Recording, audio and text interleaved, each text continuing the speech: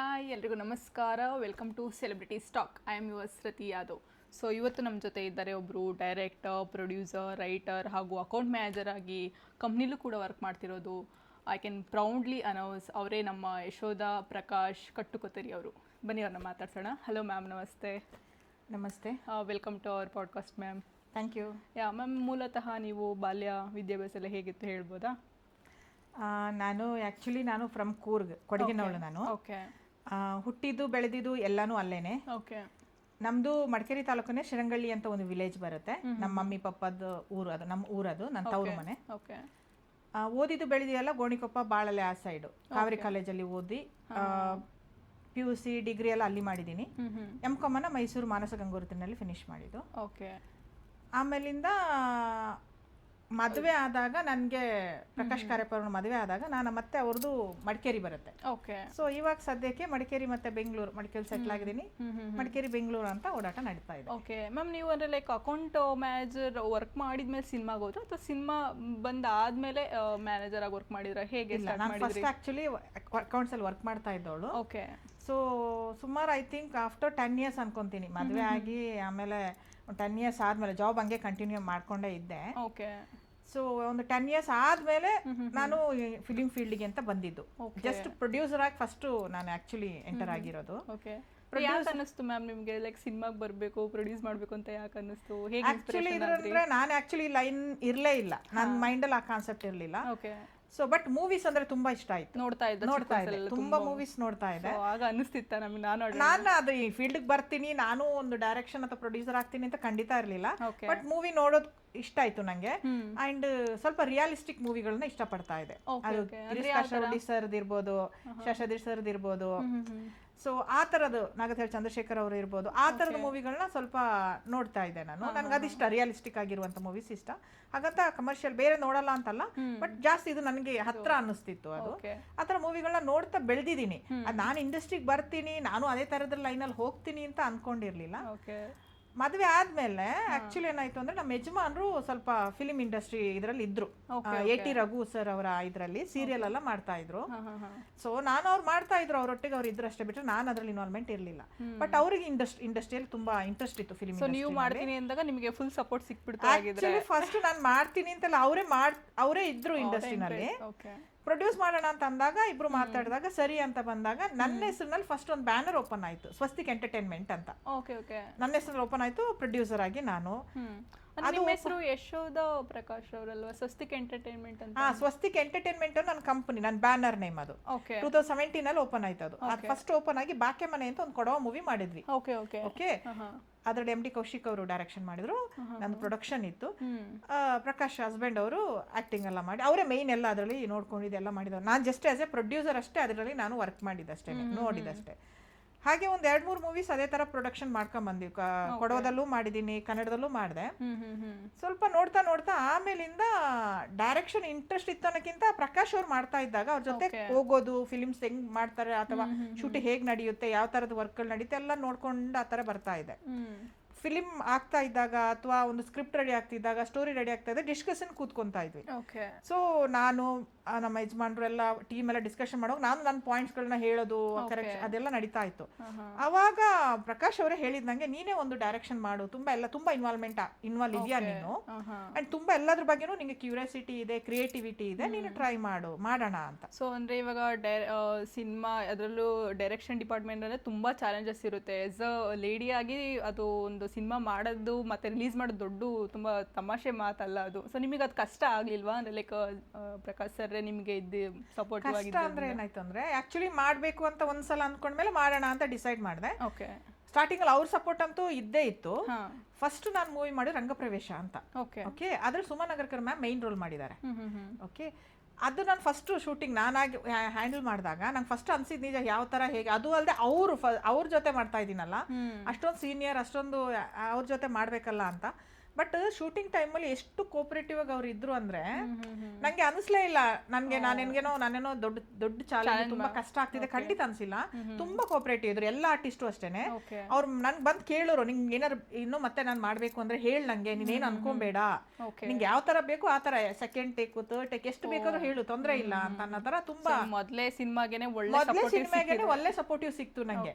Even cinema ಎಲ್ಲ ಮುಗಿದ ಮೇಲೆ ಕೂಡ ಅವ್ರು ನನ್ ಕರೆದು ಕೂಡ ಹೇಳಿದ್ರು, ನಿಂಗೆ ನಿಂದು ಡಿಫ್ರೆಂಟ್ ಆಗಿದೆ ಕ್ರಿಯೇಟಿವಿಟಿ ಅಂಡ್ ನಿನ್ ಥಿಂಕಿಂಗ್ ಬೇರೆ ತರ ಇದೆ, ಸೊ ನೀನ್ ಇದೇ ಮೂವಿ ಫಸ್ಟ್ ನಿಂದು, ಬಟ್ ನಿಲ್ಲಿಸ್ಬೇಡ, ನೀನು ಕಂಟಿನ್ಯೂ ಮಾಡು ಅಂತ ಹೇಳಿದ್ರು.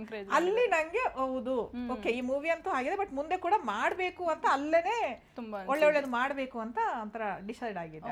ಸೊ ಆಮೇಲೆ ಯಾವ ತರ ಕಂಟಿನ್ಯೂ ಮಾಡ್ತಾ ಬಂದ್ರಿ, ಯಾವೆಲ್ಲ ಮೂವೀಸ್ ಮಾಡ್ತಾ ಬಂದ್ರಿ? ಅದು ರಂಗಪ್ರವೇಶ ಆದ್ಮೇಲೆ ಕಂದೀಲು ಅಂತ, ಅಂದ್ರೆ ನಂದು ಸ್ವಲ್ಪ ಕಂಟೆಂಟ್ ಚೂಸಿ, ನಾನು ಸ್ವಲ್ಪ ನನಗೆ ಅನ್ನಿಸ್ಬೇಕು ಆ ಕಂಟೆಂಟ್ ನನಗೆ ನನ್ನ ಮನ್ಸಿಗೆ ಒಪ್ಪಿದ್ರೆ ನಾನು ಅದನ್ನ ಕಂಟಿನ್ಯೂ ಮಾಡೋ ತರ ಆ ತರ. ಸೊ ಕಂದೀಲು ಅಂತ ಒಂದು ನಾಗೇಶ್ ಅವರು. ಏನು ಕಂದೀಲು ಅಂದ್ರೆ? ಕಂದೀಲು ಅಂದ್ರೆ ಆಕ್ಚುಲಿ ಲ್ಯಾಟಿನ್ ಅಂತ ಹೇಳ್ತಾರೆ, ಬೆಳಕು, ಆಕ್ಚುಲಿ ಬೆಳಕು, ಲ್ಯಾಂಟಿನ್ ಅಂತ ಅದು. ಸೊ ಅದ್ರ ಕತೆ ಆಕ್ಚುಲಿ ನಾಗೇಶ್ ಅವ್ರು ಬರೆದಿರೋ ಹೆಣ ಅಂತ ಒಂದು ಕತೆ ಆಯ್ತಾ. ಅವ್ರ ಒಂದು ಕಥಾ ಸಂಕಲನದಿಂದ ಒಂದು ಚಿಕ್ಕ ಕತೆ ಇದ್ದಿದ್ದು ಅದು. ಅದನ್ನ ಅವ್ರ ಹತ್ರ ನಂಗೆ ಅದು ಗೊತ್ತಾಗ ಅವ್ರು ಓದ್ಲಿಕ್ಕೆ ರಂಗಪ್ರವೇಶದಲ್ಲಿ ಅವ್ರನ್ನ ನಾನು ಮೀಟ್ ಮಾಡಿದೆ ಆಕ್ಚುಲಿ, ನಾಗೇಶ್ ಅವ್ರನ್ನ. ಅಲ್ಲ ಬುಕ್ ಕೊಟ್ಟಿದ್ರು, ತಗೊಂಡು ಅದ್ರಲ್ಲೆಲ್ಲ ಸ್ಟೋರಿ ನೋಡಿದಾಗ ನನ್ಗೆ ಅದೊಂದು ಇಷ್ಟ ಆಗಿತ್ತು ಆಕ್ಚುಲಿ. ಅದನ್ನ ತಗೊಂಡು ಮತ್ತೆ ಅವ್ರ ಹತ್ರ ಕೂತು ಒಂದು 30-40% ಆ ಕತೆ ಪ್ಲಸ್ ನಾವು ಆ್ಯಡ್ ಮಾಡ್ಕೊಂಡು ಅದನ್ನ ಸ್ವಲ್ಪ ಎಲ್ಲ ಆ್ಯಡ್ ಮಾಡಿ ಕಂದೀಲು ಅನ್ನೋ ಒಂದು ಮೂವಿನ ನಾವು ರೆಡಿ ಮಾಡಿದ್ವಿ. ಕಂದೀಲು ಮೂವಿಗೆ ನ್ಯಾಷನಲ್ ಅವಾರ್ಡ್ ಬಂದಿದೆ ನೀವು ಮಾಡಿರೋ ಮೊದಲನೇ ಮೂವಿಗೆ. ಎಷ್ಟು ಹೆಮ್ಮೆ ಇದೆ ನಿಮ್ಗೆ? ಆಕ್ಚುಲಿ ಸೆಕೆಂಡ್ ಮೂವಿ ಅದು. ಓಕೆ ಬಟ್ ತುಂಬಾ ಖುಷಿ ಇದೆ, ಆದ್ರೆ ಅದಕ್ಕಷ್ಟೇ ಹಾರ್ಡ್ ವರ್ಕ್ ಮಾಡಿದೀವಿ ನಾವು ಆಯ್ತಾ. ರಂಗಪ್ರವೇಶ ಆದ್ಮೇಲೆ ನೆಕ್ಸ್ಟ್ ಮಾಡುವಾಗಲೇ ನಾವು ಒಂದು ಒಳ್ಳೆ ಮೂವಿ ಮಾಡ್ಬೇಕು ಅಂತಾನೆ ನಮ್ ಟೀಮ್ ಇತ್ತು ಅದ್ರಲ್ಲಿ. ಆ ಟೀಮ್ ವರ್ಕ್ ಇದು ಫುಲ್ ಕಂದೀಲು ಏನಿದೆಯೋ, ಒಂದು ವರ್ಷದಿಂದ ನಾವು ಸ್ಕ್ರಿಪ್ಟ್ ವರ್ಕ್ ಮಾಡಿದ್ವಿ. PVR ಸ್ವಾಮಿ ಅವರು PVR ಸ್ವಾಮಿ ಅವರು ಕ್ಯಾಮರಾ ಇದು ಮಾಡಿ DOP ಮಾಡಿದ್ದಾರೆ. ನಾಗೇಶ್ ಅವರು ಮತ್ತೆ ಪ್ರಕಾಶ್ ಕಾರ್ಯಪ್ಪ ಅವರು, ನಾವು ಎಲ್ಲ ಕೂತ್ಕೊಂಡು, ಬಿಕಾಸ್ ನಾನು ಆಕ್ಚುಲಿ ಏನ್ ಹೇಳ್ಬೇಕಂದ್ರೆ 10 days ಮಾತ್ರ ಬೆಂಗಳೂರು ಆಫೀಸ್ ವರ್ಕಿಂಗ್ ಇರ್ತೀನಿ, 20 days ಮಡಿಕೇರಿಲಿ ಇರ್ತೀನಿ, ಮಕ್ಕಳೆಲ್ಲ ಅಲ್ಲೇ ಇದೆ, ಸ್ಕೂಲೆಲ್ಲ ಅಲ್ಲೇ. ಸೊ ನಾನು ಇಲ್ಲಿ ಬಂದಾಗ ಮಾತ್ರ ಮೀಟ್ ಮಾಡಿ ಡಿಸ್ಕಷನ್ಗೆ ಒಂದು ಆಪ್ಷನ್ ಇರ್ತಾ ಇತ್ತು, ಫೋನಲ್ಲಿ ಅಷ್ಟು ಚೆನ್ನಾಗಲ್ಲ. ಓಕೆ, ಅದಕ್ಕೆ ನಾನು ಮಂತ್ಲಿ ಬಂದಾಗೆಲ್ಲ ಎಲ್ಲ ಸೇರೋದು, ಡಿಸ್ಕಷನ್ ಮಾಡೋದು, ಚೇಂಜಸ್ ಮಾಡೋದು. ಒಂದ್ಸಲ ಸ್ಕ್ರಿಪ್ಟ್ ರೆಡಿ ಆಗುತ್ತೆ, ಮತ್ತೆ ಇಲ್ಲ ಅದು ಸರಿ ಹೋಗ್ತಾ ಇಲ್ಲ, ಚೇಂಜ್, ಒಬ್ಬೊಬ್ರದ್ದು ಒಂದು ಒಪಿನಿಯನ್. ನಾನು ಸ್ವಲ್ಪ ಟೀಮ್ ವರ್ಕ್ ಅಲ್ಲಿ ಬಿಲೀವ್ ಮಾಡೋದ್ರಿಂದ ಎಲ್ಲರ ಒಪಿನಿಯನ್ ತಗೊಳ್ತೀನಿ ನಾನು. ಓಕೆನಾ, ನಾನು 4-5 ಜನ ಕೂರ್ತಾ ಇದ್ವಿ, ಡಿಸ್ಕಷನ್ ಮಾಡ್ತಾ ಇದ್ವಿ, ಒಂದೊಂದ್ಸಲ ಒಂದೊಂದು ಚೇಂಜಸ್ ಅಂತೇಳಿ 1 ವರ್ಷ ನಮ್ಗೆ ಸ್ಕ್ರಿಪ್ಟ್ ಅಲ್ಲೇ ಆಗೋಯ್ತು. ಓಕೆನಾ, 1 ವರ್ಷ ಸ್ಕ್ರಿಪ್ಟ್ ಒಂದು ಪಕ್ಕ ಆದ್ಮೇಲೆ ಮತ್ತೆ ನಾವು ಲೊಕೇಶನ್, ಶೂಟಿಂಗು, ಆರ್ಟಿಸ್ಟು ಅಂತೆಲ್ಲ ಮತ್ತೆ ನಾವು ಶುರು ಮಾಡಿದ್ವಿ. ಮೂವಿ ಇವತ್ತು ನ್ಯಾಷನಲ್ ಅವಾರ್ಡ್ ಬಂದಿದೆ, ತುಂಬಾ ಖುಷಿ ಇದೆ, ಬಟ್ ಅದ್ರ ಹಿಂದೆ ತುಂಬಾ ಜನ ಶ್ರಮ ಇದೆ. ಸೊ ಲೈಕ್ ನೀವು ಇವಾಗ ಹೇಳಿದ್ರಿ ನಾನು ತುಂಬ ಚೂಸಿ ಅಂತ. ಸೊ ಯಾವ ಥರ ಕಂಟೆಂಟ್ ಓರಿಯೆಂಟೆಡ್ ಮಾಡಬೇಕು ಅಂತ ನಿಮ್ಮ ಮೈಂಡಲ್ಲಿ ಇರುತ್ತೆ? ಯಾವುದೆಲ್ಲ ಸೆಲೆಕ್ಟ್ ಮಾಡ್ಕೋತೀರಾ ನೀವು? ಯಾವ ಕಂಟೆಂಟ್ ಮಾಡಬೇಕು ಅಂತ ಅನ್ಕೊಂತೀರಾ ನೀವು? ಆಕ್ಚುಲಿ ನನಗೇನಂದ್ರೆ ಸ್ವಲ್ಪ ಸೋಷಿಯಲ್ ಇಶ್ಯೂ ಅದು ನನ್ಗೆ ಬೇಗ ನನ್ನ ಮನಸ್ಸಿಗೆ ಬರುತ್ತೆ. ಸೋಷಿಯಲ್ ಇಶ್ಯೂ ಇರುವಂತ ಮೆಸೇಜ್ ಕೊಡ್ಬೇಕು ಖಂಡಿತ. ನಾನು ಮೂವಿ ಮಾಡಿದ್ರೆ ನಾನು ಅದ್ರಲ್ಲಿ ಏನೋ ಒಂದು ಹೇಳ್ತಾ ಇದ್ದೀನಿ ಸೊಸೈಟಿಗೆ, ಜನಗಳಿಗೆ ಏನೋ ಒಂದು ಹೇಳ್ತಾ ಇದ್ದೀನಿ, ಅದಂತೂ ಇದ್ದೇ ಇರುತ್ತೆ ನನ್ನ ಇದರಲ್ಲಿ. ಈವನ್ ನಾನು ಪ್ರೊಡ್ಯೂಸ್ ಮಾಡುವಾಗಲೂ ಅಷ್ಟೇನೆ, ಅವಾಗ್ಲೂ ಇತ್ತು ನನಗೆ. ನಾನು ಪ್ರೊಡ್ಯೂಸ್ ಮಾಡಿದ್ರು ಕೂಡ ನಾನು ಕತೆ ಸೆಲೆಕ್ಷನ್ ಮಾಡ್ಬೇಕಾದ್ರೆ ಅಲ್ಲೂ ಇತ್ತು ಸೋಷಿಯಲ್, ನಾನು ಏನ್ ಹೇಳ್ತಾ ಇದ್ದೀನಿ ಸೊಸೈಟಿಗೆ, ನನಗೆ ಸೊಸೈಟಿಗೆ ಯಾವತ್ತು ಪಾಸಿಟಿವ್ ಮೆಸೇಜ್ ಕೊಡಬೇಕು ಅನ್ನೋದೊಂದು ಇರುತ್ತೆ, ಅದಿರುತ್ತೆ. ಸೊ ನಾನು ಇವಾಗಲೂ ಕಂದೀಲ್ ಸೆಲೆಕ್ಷನ್ ಆಗಲಿ, ಅದು ಏನೇ ಮೂವಿ ಇದ್ರು ನನಗೆ ಅಲ್ಲಿ ಒಂದು ಸೋಷಿಯಲ್ ಇಶ್ಯೂ ಅಥವಾ ಏನೋ ಒಂದು ಇರೋದನ್ನ ನಮಗದು ನಮ್ಮ ಮನಸ್ಸಿಗೆ ನಾಟಬೇಕು ಅನ್ನೋದಕ್ಕೆ ಸುತ್ತನಲ್ಲಿ ಆಗುವಂಥದ್ದು, ಎಲ್ಲೋ ಏನೋ ಆಗುವಂಥದ್ದಲ್ಲ, ನಮ್ಮ ಸುತ್ತಮುತ್ತ ಏನೋ ನಡೀತಿರುತ್ತೆ. ಓಕೆನಾ, ಅದನ್ನ ಆ ತರದ ಕಂಟೆಂಟ್ ತಗೊಂಡು ಅದ್ರಲ್ಲಿ ಏನಾದ್ರೂ ಏನೋ ಇದ್ದಿದ್ದನ್ನ ಏನ್ ನಾವು ಒಳ್ಳೇದ್ ಮಾಡ್ಬೋದು, ಅದರಿಂದ ಆ ಒಂದೇನೋ ಪ್ರಾಬ್ಲಮ್ಸ್ ಇರ್ಬೋದು ಅಥವಾ ಇನ್ನೇನೋ ನಡೀತಾ ಇರ್ಬೋದು, ಅದಕ್ಕೊಂದು ಸೊಲ್ಯೂಷನ್ ಸಿಗ್ಬೋದು, ಅಥವಾ ನಾವು ಅದನ್ನ ಯಾವ ತರ ಹ್ಯಾಂಡಲ್ ಮಾಡ್ಬೋದು, ಆ ತರದ ನೋಡೋರ್ಗೆ ಇದರಿಂದ ಏನಾರು ಒಂದು ಕಲ್ತಿದೀವಿ ಅಂದ್ರೆ ಅದ್ ನೋಡಿದ ತಕ್ಷಣ ಎಷ್ಟೋ 100 ಜನ ನೋಡಿ ಒಬ್ಬರಿಬ್ರಿಗಾಗ ಲೈಫಲ್ಲಿ ಏನೋ ಚೇಂಜಸ್ ಆಗ್ಬೇಕು, ಅದು ಸಾರ್ಥಕ. ಆ ತರ ನಂದು ಆ ತರ ಒಂದು ಮೇಯರ್ ಮುತ್ತಣ್ಣ ಮೂವಿ ಅದೆಲ್ಲ ನೋಡಿದ್ರೆ ತುಂಬಾ ಜನ ಎಲ್ಗೋದು ಸಿಟಿಗೆ ಹೋಗೋರು ಹಳ್ಳಿಗೆ ಬಂದಿದ್ರಂತೆ. ಸೊ ಆ ತರ ನಿಮ್ಮ ಆ ತರ ಚೇಂಜಸ್ ಆ ತರ ಆಗ್ಬೇಕು. ಏನಾದ್ರೂ ಒಂದು ಯಾವ್ದೋ ಒಂದು ಯಾರೋ ಜನಕ್ಕೆ ಎಷ್ಟೋ ಜನಕ್ಕೆ ಏನೋ ಕ್ವಶನ್ ಇರುತ್ತೆ ಮೈಂಡ್ ಅಲ್ಲಿ, ಕೆಲವೊಂದು ಡೀಟೇಲ್ಸ್ ಗೊತ್ತಿರಲ್ಲ. ಇವಾಗ ಕಂದೀಲ್ ತಗೊಳ್ಳಿ, ಅಲ್ಲಿ ಏನಾಗುತ್ತೆ ಅಂದ್ರೆ ಕಂದೀಲಿನಲ್ಲಿ ಒಬ್ಬ ರೈತನ ಮಗ ಸೌದಿನಲ್ಲಿ ಸತ್ತೋಗ್ತಾನೆ. ಓಕೆನಾ, ಅವ್ರ ಬಾಡಿ ತರೋದು ಹೆಂಗೆ ಅಂತ ಇವ್ರಿಗೆ ಏನು ಗೊತ್ತಾಗಲ್ಲ, ಅಲ್ಲಿ ತರೋದು ಕೂಡ ಈಸಿ ಇರೋದಿಲ್ಲ. ಸೊ ನಾರ್ಮಲ್ ಒಂದು ಲೋವರ್ ಕ್ಲಾಸ್ ಫ್ಯಾಮಿಲಿನಲ್ಲಿ ಆತರ ಆದಾಗ ಅವ್ರು ಹೇಗ್ ಫೇಸ್ ಮಾಡ್ತಾರ ಅದನ್ನ, ಅಥವಾ ಅದಕ್ಕೆ ಏನೇನು ರೂಲ್ಸ್ ಇದೆ, ಹೇಗೆ ಅವ್ರು ಅಲ್ಲಿಂದ ಇಲ್ಲಿಗೆ ತರಬಹುದು, ಅಥವಾ ಆ ತರದ್ ಏನಿದೆ ಅನ್ನೋದು ಎಷ್ಟೋ ಜನ ಗೊತ್ತಿರಲ್ಲ. ಅದನ್ನೆಲ್ಲ ನಾವು ಅದ್ರಲ್ಲಿ ತಂದಿದೀವಿ. ಯಾವ ತರ ಇರುತ್ತೆ ಕೆಲಸ ಕಾರ್ಯಗಳು ಅಥವಾ ಏನೇನು ರೂಲ್ ರೆಗ್ಯುಲೇಷನ್ ಇರುತ್ತೆ, ನಾವು ಯಾವ ತರ ಅದನ್ನೆಲ್ಲ ಅಪ್ರೋಚ್ ಮಾಡ್ಬೇಕಾಗತ್ತೆ, ಈಸಿ ಇದೆಯಾ, ಹೇಗಿದೆ, ಅಥವಾ ಆತರ ಇವಾಗ ಯಾವ್ದೋ ಮೇಲೆ ಸಾವಾದ್ರೆ ಒಂದ್ ದಿನಕ್ಕೆ ಸಾವು ಎಲ್ಲ ಹತ್ತು ಕರೆದು ಎಲ್ಲ ಮಾಡಿ ಅದ್ರ ಕಾರ್ಯ ಮುಗ್ದೋಗುತ್ತೆ. 11 ದಿನಕ್ಕೆ ಏನೋ ಇದ್ ಮಾಡಿ ಒಂದ್ ಬಾಡಿನೇ ಬಂದಿಲ್ಲ ಅಂದ್ರೆ ಅದು ಮುಗಿಯೋದೇ ಇಲ್ಲ. ಅದು ಬರೋ ತನಕ ಅದು 3 months ಆಗ್ಲಿ 6 months ಆಗ್ಲಿ 1 year ಆಗ್ಲಿ ಆ ಮನೆ ಸೂತ್ಕ ಮನೆನೇ ಆಗ್ಬಿಟ್ಟಿರುತ್ತೆ. ಒಂಥರ ಆದ ಒಂದು ಕಂಟೆಂಟ್ ತಗೊಂಡು ಮಾಡಿದ್ದು ಕಂದಿಲು ನಾವು. ಸೊ ಇವಾಗ ನೀವು ಡೈರೆಕ್ಟರ್, ಪ್ರೊಡ್ಯೂಸರ್ ಮತ್ತೆ ಅಕೌಂಟ್ ಅಲ್ಲಿ ಮ್ಯಾನೇಜರ್ ಆಗಿ ವರ್ಕ್ ಮಾಡ್ತಿದ್ದೀರಾ. ಇಷ್ಟೆಲ್ಲ ಹೇಗ್ ನಿಭಾಯಿಸ್ತಿದ್ದೀರಾ ನೀವು? ಹೇಗ್ ಸಾಧ್ಯ ಆಗ್ತಿದೆ ಇದೆಲ್ಲ? ನಿಮ್ಗೆ ಕಷ್ಟ ಎಂದರು ಅನ್ಸಿದ್ಯಾ? ಈಸಿ ಇಲ್ಲ ಅದಂತೂ ಹೇಳ್ತೀನಿ. ನಾರ್ಮಲ್ ಆಗಿ ಮೊದಲು ಆಫೀಸು ಮತ್ತೆ ಮನೆ ಮಕ್ಕಳು ಅಂತ ಅಷ್ಟರಲ್ಲೇ ಇತ್ತು. ಆಮೇಲಿಂದ ಈ ಮೂವಿಗೆ ಬಂದೆ. ಆಮೇಲೆ ಸ್ವಲ್ಪ ಒಂದು ಬುಕ್ ಕೂಡ ಬರೆದೆ ನಾನು. ಸೊ ಇವಾಗ ಮಕ್ಕಳ ಒಂದು ಎಜುಕೇಶನ್ ಕೂಡ ನಮ್ಗೆ ಅಷ್ಟೇ ಇಂಪಾರ್ಟೆಂಟು. ಓಕೆನಾ? ಸೊ ಆಫೀಸು ನೋಡ್ಕೊಬೇಕು, ಮಕ್ಕಳ ಎಜುಕೇಶನ್ ಅವ್ರನ್ನೂ ನೋಡ್ಕೊಬೇಕು, ಮನೆದು ಕೆಲಸಗಳಿರುತ್ತೆ, ಜೊತೆಗೆ ಮೂವಿ ವರ್ಕ್ ಅಂದಾಗ ಅಷ್ಟು ಈಸಿ ಇರಲ್ಲ, ತುಂಬಾ ಕಷ್ಟ ಇದೆ. ಬಟ್ ಏನಾಗುತ್ತೆ ಅಂದ್ರೆ ಲೈಫಲ್ಲಿ ನಾವು ಏನಾದ್ರೂ ಒಂದು ಅಚೀವ್ ಮಾಡಬೇಕು ಅಥವಾ ಏನೋ ಒಂದು ತಗೊಬೇಕು ಅಂದಾಗ ನಾವು ಕೆಲವೊಂದನ್ನ ಸ್ಯಾಕ್ರಿಫೈಸ್ ಮಾಡ್ಕೊಂಡು ನಾವು ಸ್ವಲ್ಪ ಹಾರ್ಡ್ ವರ್ಕ್ ಮಾಡ್ಲೇಬೇಕಾಗತ್ತೆ. ಸೋ ಮೆನಿ ಟೈಮ್ಸ್ ಕೆಲವು ಸಲ ಅನ್ಸಿದೆ ನಂಗೆ ಇದು ಬೇಕಾ, ಅಷ್ಟು ಹೆಕ್ಟಿಕ್ ಆಗ್ಬಿಡುತ್ತೆ ಎಲ್ಲಾ ಕಡೆನೂ ಮ್ಯಾನೇಜ್ ಮಾಡುವಾಗ, ಬೇಡ ಅನ್ಸ್ಬಿಡುತ್ತೆ. ಬಟ್ ಇಲ್ಲ, ಏನಾದ್ರೂ ಒಂದು ಲೈಫಲ್ಲಿ ಅಚೀವ್ ಮಾಡಬೇಕು, ಹಾಗೆ ಇರೋದು ಅಲ್ಲ ಅಂತ. ಮತ್ತೆ ನಮ್ಗೆ ಈ ಥರ ಆಪ್ಷನ್ ಸಿಕ್ಕಿದೆ. ಇವಾಗ ನಂಗೆ ಸಪೋರ್ಟಿವ್ ಆಗಿ ನಮ್ಮ ಯಜಮಾನ್ರು ಪ್ರಕಾಶ್ ಕಾರ್ಯಪ್ಪ ಇರ್ಬೋದು, ಅದೇ ನನ್ನ ಮೂವಿ ಟೀಮ್ ಇರ್ಬೋದು, ನನ್ನ ಮಕ್ಕಳು ಕೂಡ ನಂಗೆ ಸಪೋರ್ಟಿವ್ ಆಗಿದ್ದಾರೆ. ಪಾಪ ಚಿಕ್ಕ ಮಕ್ಕಳು ನಾನು ಶೂಟಿಂಗು ಅಥವಾ ಆಫೀಸು ಹೊರಗೆ ಬಂದಾಗ ಇಲ್ಲ ಬೇಜಾರಾಗ್ತಾರೆ, ಒಂದ್ಸಲ ಅಪ್ಸೆಟ್ ಆಗ್ತಾರೆ, ಅಳ್ತಾರೆ ಕೂಡ. ಯಾವಾಗ್ಲೂ ಹೊರಗಡೆನೆ ಇರ್ತೀವಿ, ಆ ತರದೊಂದು ಇರುತ್ತೆ. ಬಟ್ ಮ್ಯಾಕ್ಸಿಮಮ್ ನಾನು ಇದನ್ನ ಅವ್ರಿಗೆ ಟೈಮ್ ಕೊಡೋಕು ಟ್ರೈ ಮಾಡ್ತೀನಿ. ಕೊಡಗಿನಲ್ಲಿ ಇದ್ದಾಗೆಲ್ಲ ಅವ್ರಿಗೆ ಟೈಮ್ ಕೊಡೋಕೆ ಟ್ರೈ ಮಾಡ್ತೀನಿ. ಅಂಡ್ ಅವ್ರಿಗೂ ಇವಾಗ ಸ್ವಲ್ಪ ದೊಡ್ಡವರಾಗ್ತಿದ್ದಂಗೆ ಗೊತ್ತಾಗ್ತಿರುತ್ತೆ. ಬಟ್ ಎಲ್ಲರೂ ಅದ್ರಲ್ಲಿ ಅಂದ್ರೆ ಇವಾಗ ನಮ್ಮ ಯಜಮಾನ್ರು ನಮ್ಗೆ ಸಪೋರ್ಟಿವ್ ಆಗಿ ನಿಂತಾಗ ಅವರು ಅದ್ರಲ್ಲೆಲ್ಲ ಚಾಲೆಂಜಸ್ಗಳನ್ನ ಅವರು ಫೇಸ್ ಮಾಡ್ಬೇಕಾಗತ್ತೆ. ಮನೆಯಲ್ಲಿ ನಮ್ಮ ಮಮ್ಮಿ ಪಪ್ಪ ಯಾರಿರ್ತಾರೆ ಅವರು ಫೇಸ್ ಮಾಡ್ತಾರೆ, ಮಕ್ಕಳು ಚಾಲೆಂಜ್ಗಳು ತಗೊಂಡು ಎಲ್ಲರಿಗೂ ಸಪೋರ್ಟಿವ್ ಆಗಿ ಸಿಕ್ಕಿರೋದಕ್ಕೆ ನಾನು ಇವತ್ತು ಮಾಡ್ಲಿಕ್ಕೆ ಆಗ್ತಾ ಇದೆ. ಓಕೆ. ಸೊ ಯಾವ್ದೆಲ್ಲ ನೆಕ್ಸ್ಟ್ ಮೂವೀಸ್ ಲೈನಪ್ ಅಲ್ಲಿ ಇದೆ ಮ್ಯಾಮ್? ಯಾವ್ದು ಮೂವೀಸ್, ಏನ್ ಪ್ಲಾನ್ಸ್ ಇದೆ, ಏನೆಲ್ಲ ಮೂವಿ ಮಾಡ್ಬೇಕು ಅಂತ ಅನ್ಕೊಂಡಿದ್ದೀರಾ? ಇನ್ನೊಂದು ನಾನು ಆಕ್ಚುಲಿ ಕಂದಿಲ್ ಆದ ತಕ್ಷಣ ಸೇಮ್ 23 ನಲ್ಲಿ ಕಂದಿಲು ಮಾಡಿದ್ದು, ಅದೇ 2024 ಅಲ್ಲಿ ಕೌಮುದಿ ಅಂತ ಮಾಡಿದೀನಿ. ಬ್ಲೈಂಡ್ ಬಿಲೀಫ್ ಅಂತ ಅಕ್ಷತಾ ಪಾಂಡಪ್ ಅವರು ಮೇನ್ ರೋಲ್ ಮಾಡಿದ್ದಾರೆ. ಅದು ಕೂಡ ಒಂದು ಒಳ್ಳೆ ಕಂಟೆಂಟ್ ತಗೊಂಡು, ಅದು ನಮ್ಮ ಕಂದಿಲು ಟೀಮೇ ನಾವು ಎಲ್ಲರೂ ಸೇರಿ ಮಾಡಿರುವಂತ ಮೂವಿ ಅದು. ಸೊ ಅದು ಕೂಡ ಸೋಷಿಯಲ್ ಇಶ್ಯೂ ತರನೇ ತಗೊಂಡ್ ಮಾಡಿದ್ದೇನೆ. ಅದಾಗಿದೆ, ಅದೆಲ್ಲ ಕಡೆ ಫೆಸ್ಟಿವಲ್ ಅಲ್ಲಿ ಇಲ್ಲೆಲ್ಲ ಕಳಿಸಿ ಕೆಲವು ಕಡೆ ವಿನ್ ಆಗಿ, ಇವನ್ ಅಕ್ಷತಾ ಅವರು ಕೂಡ ಬೆಸ್ಟ್ ನಟಿ ಅಂತ ಕೂಡ ಅವಾರ್ಡ್ ಜಾಗರಣ ಫಿಲ್ಮ್ ಫೆಸ್ಟಿವಲ್ ಎಲ್ಲ ಬಂದಿದೆ.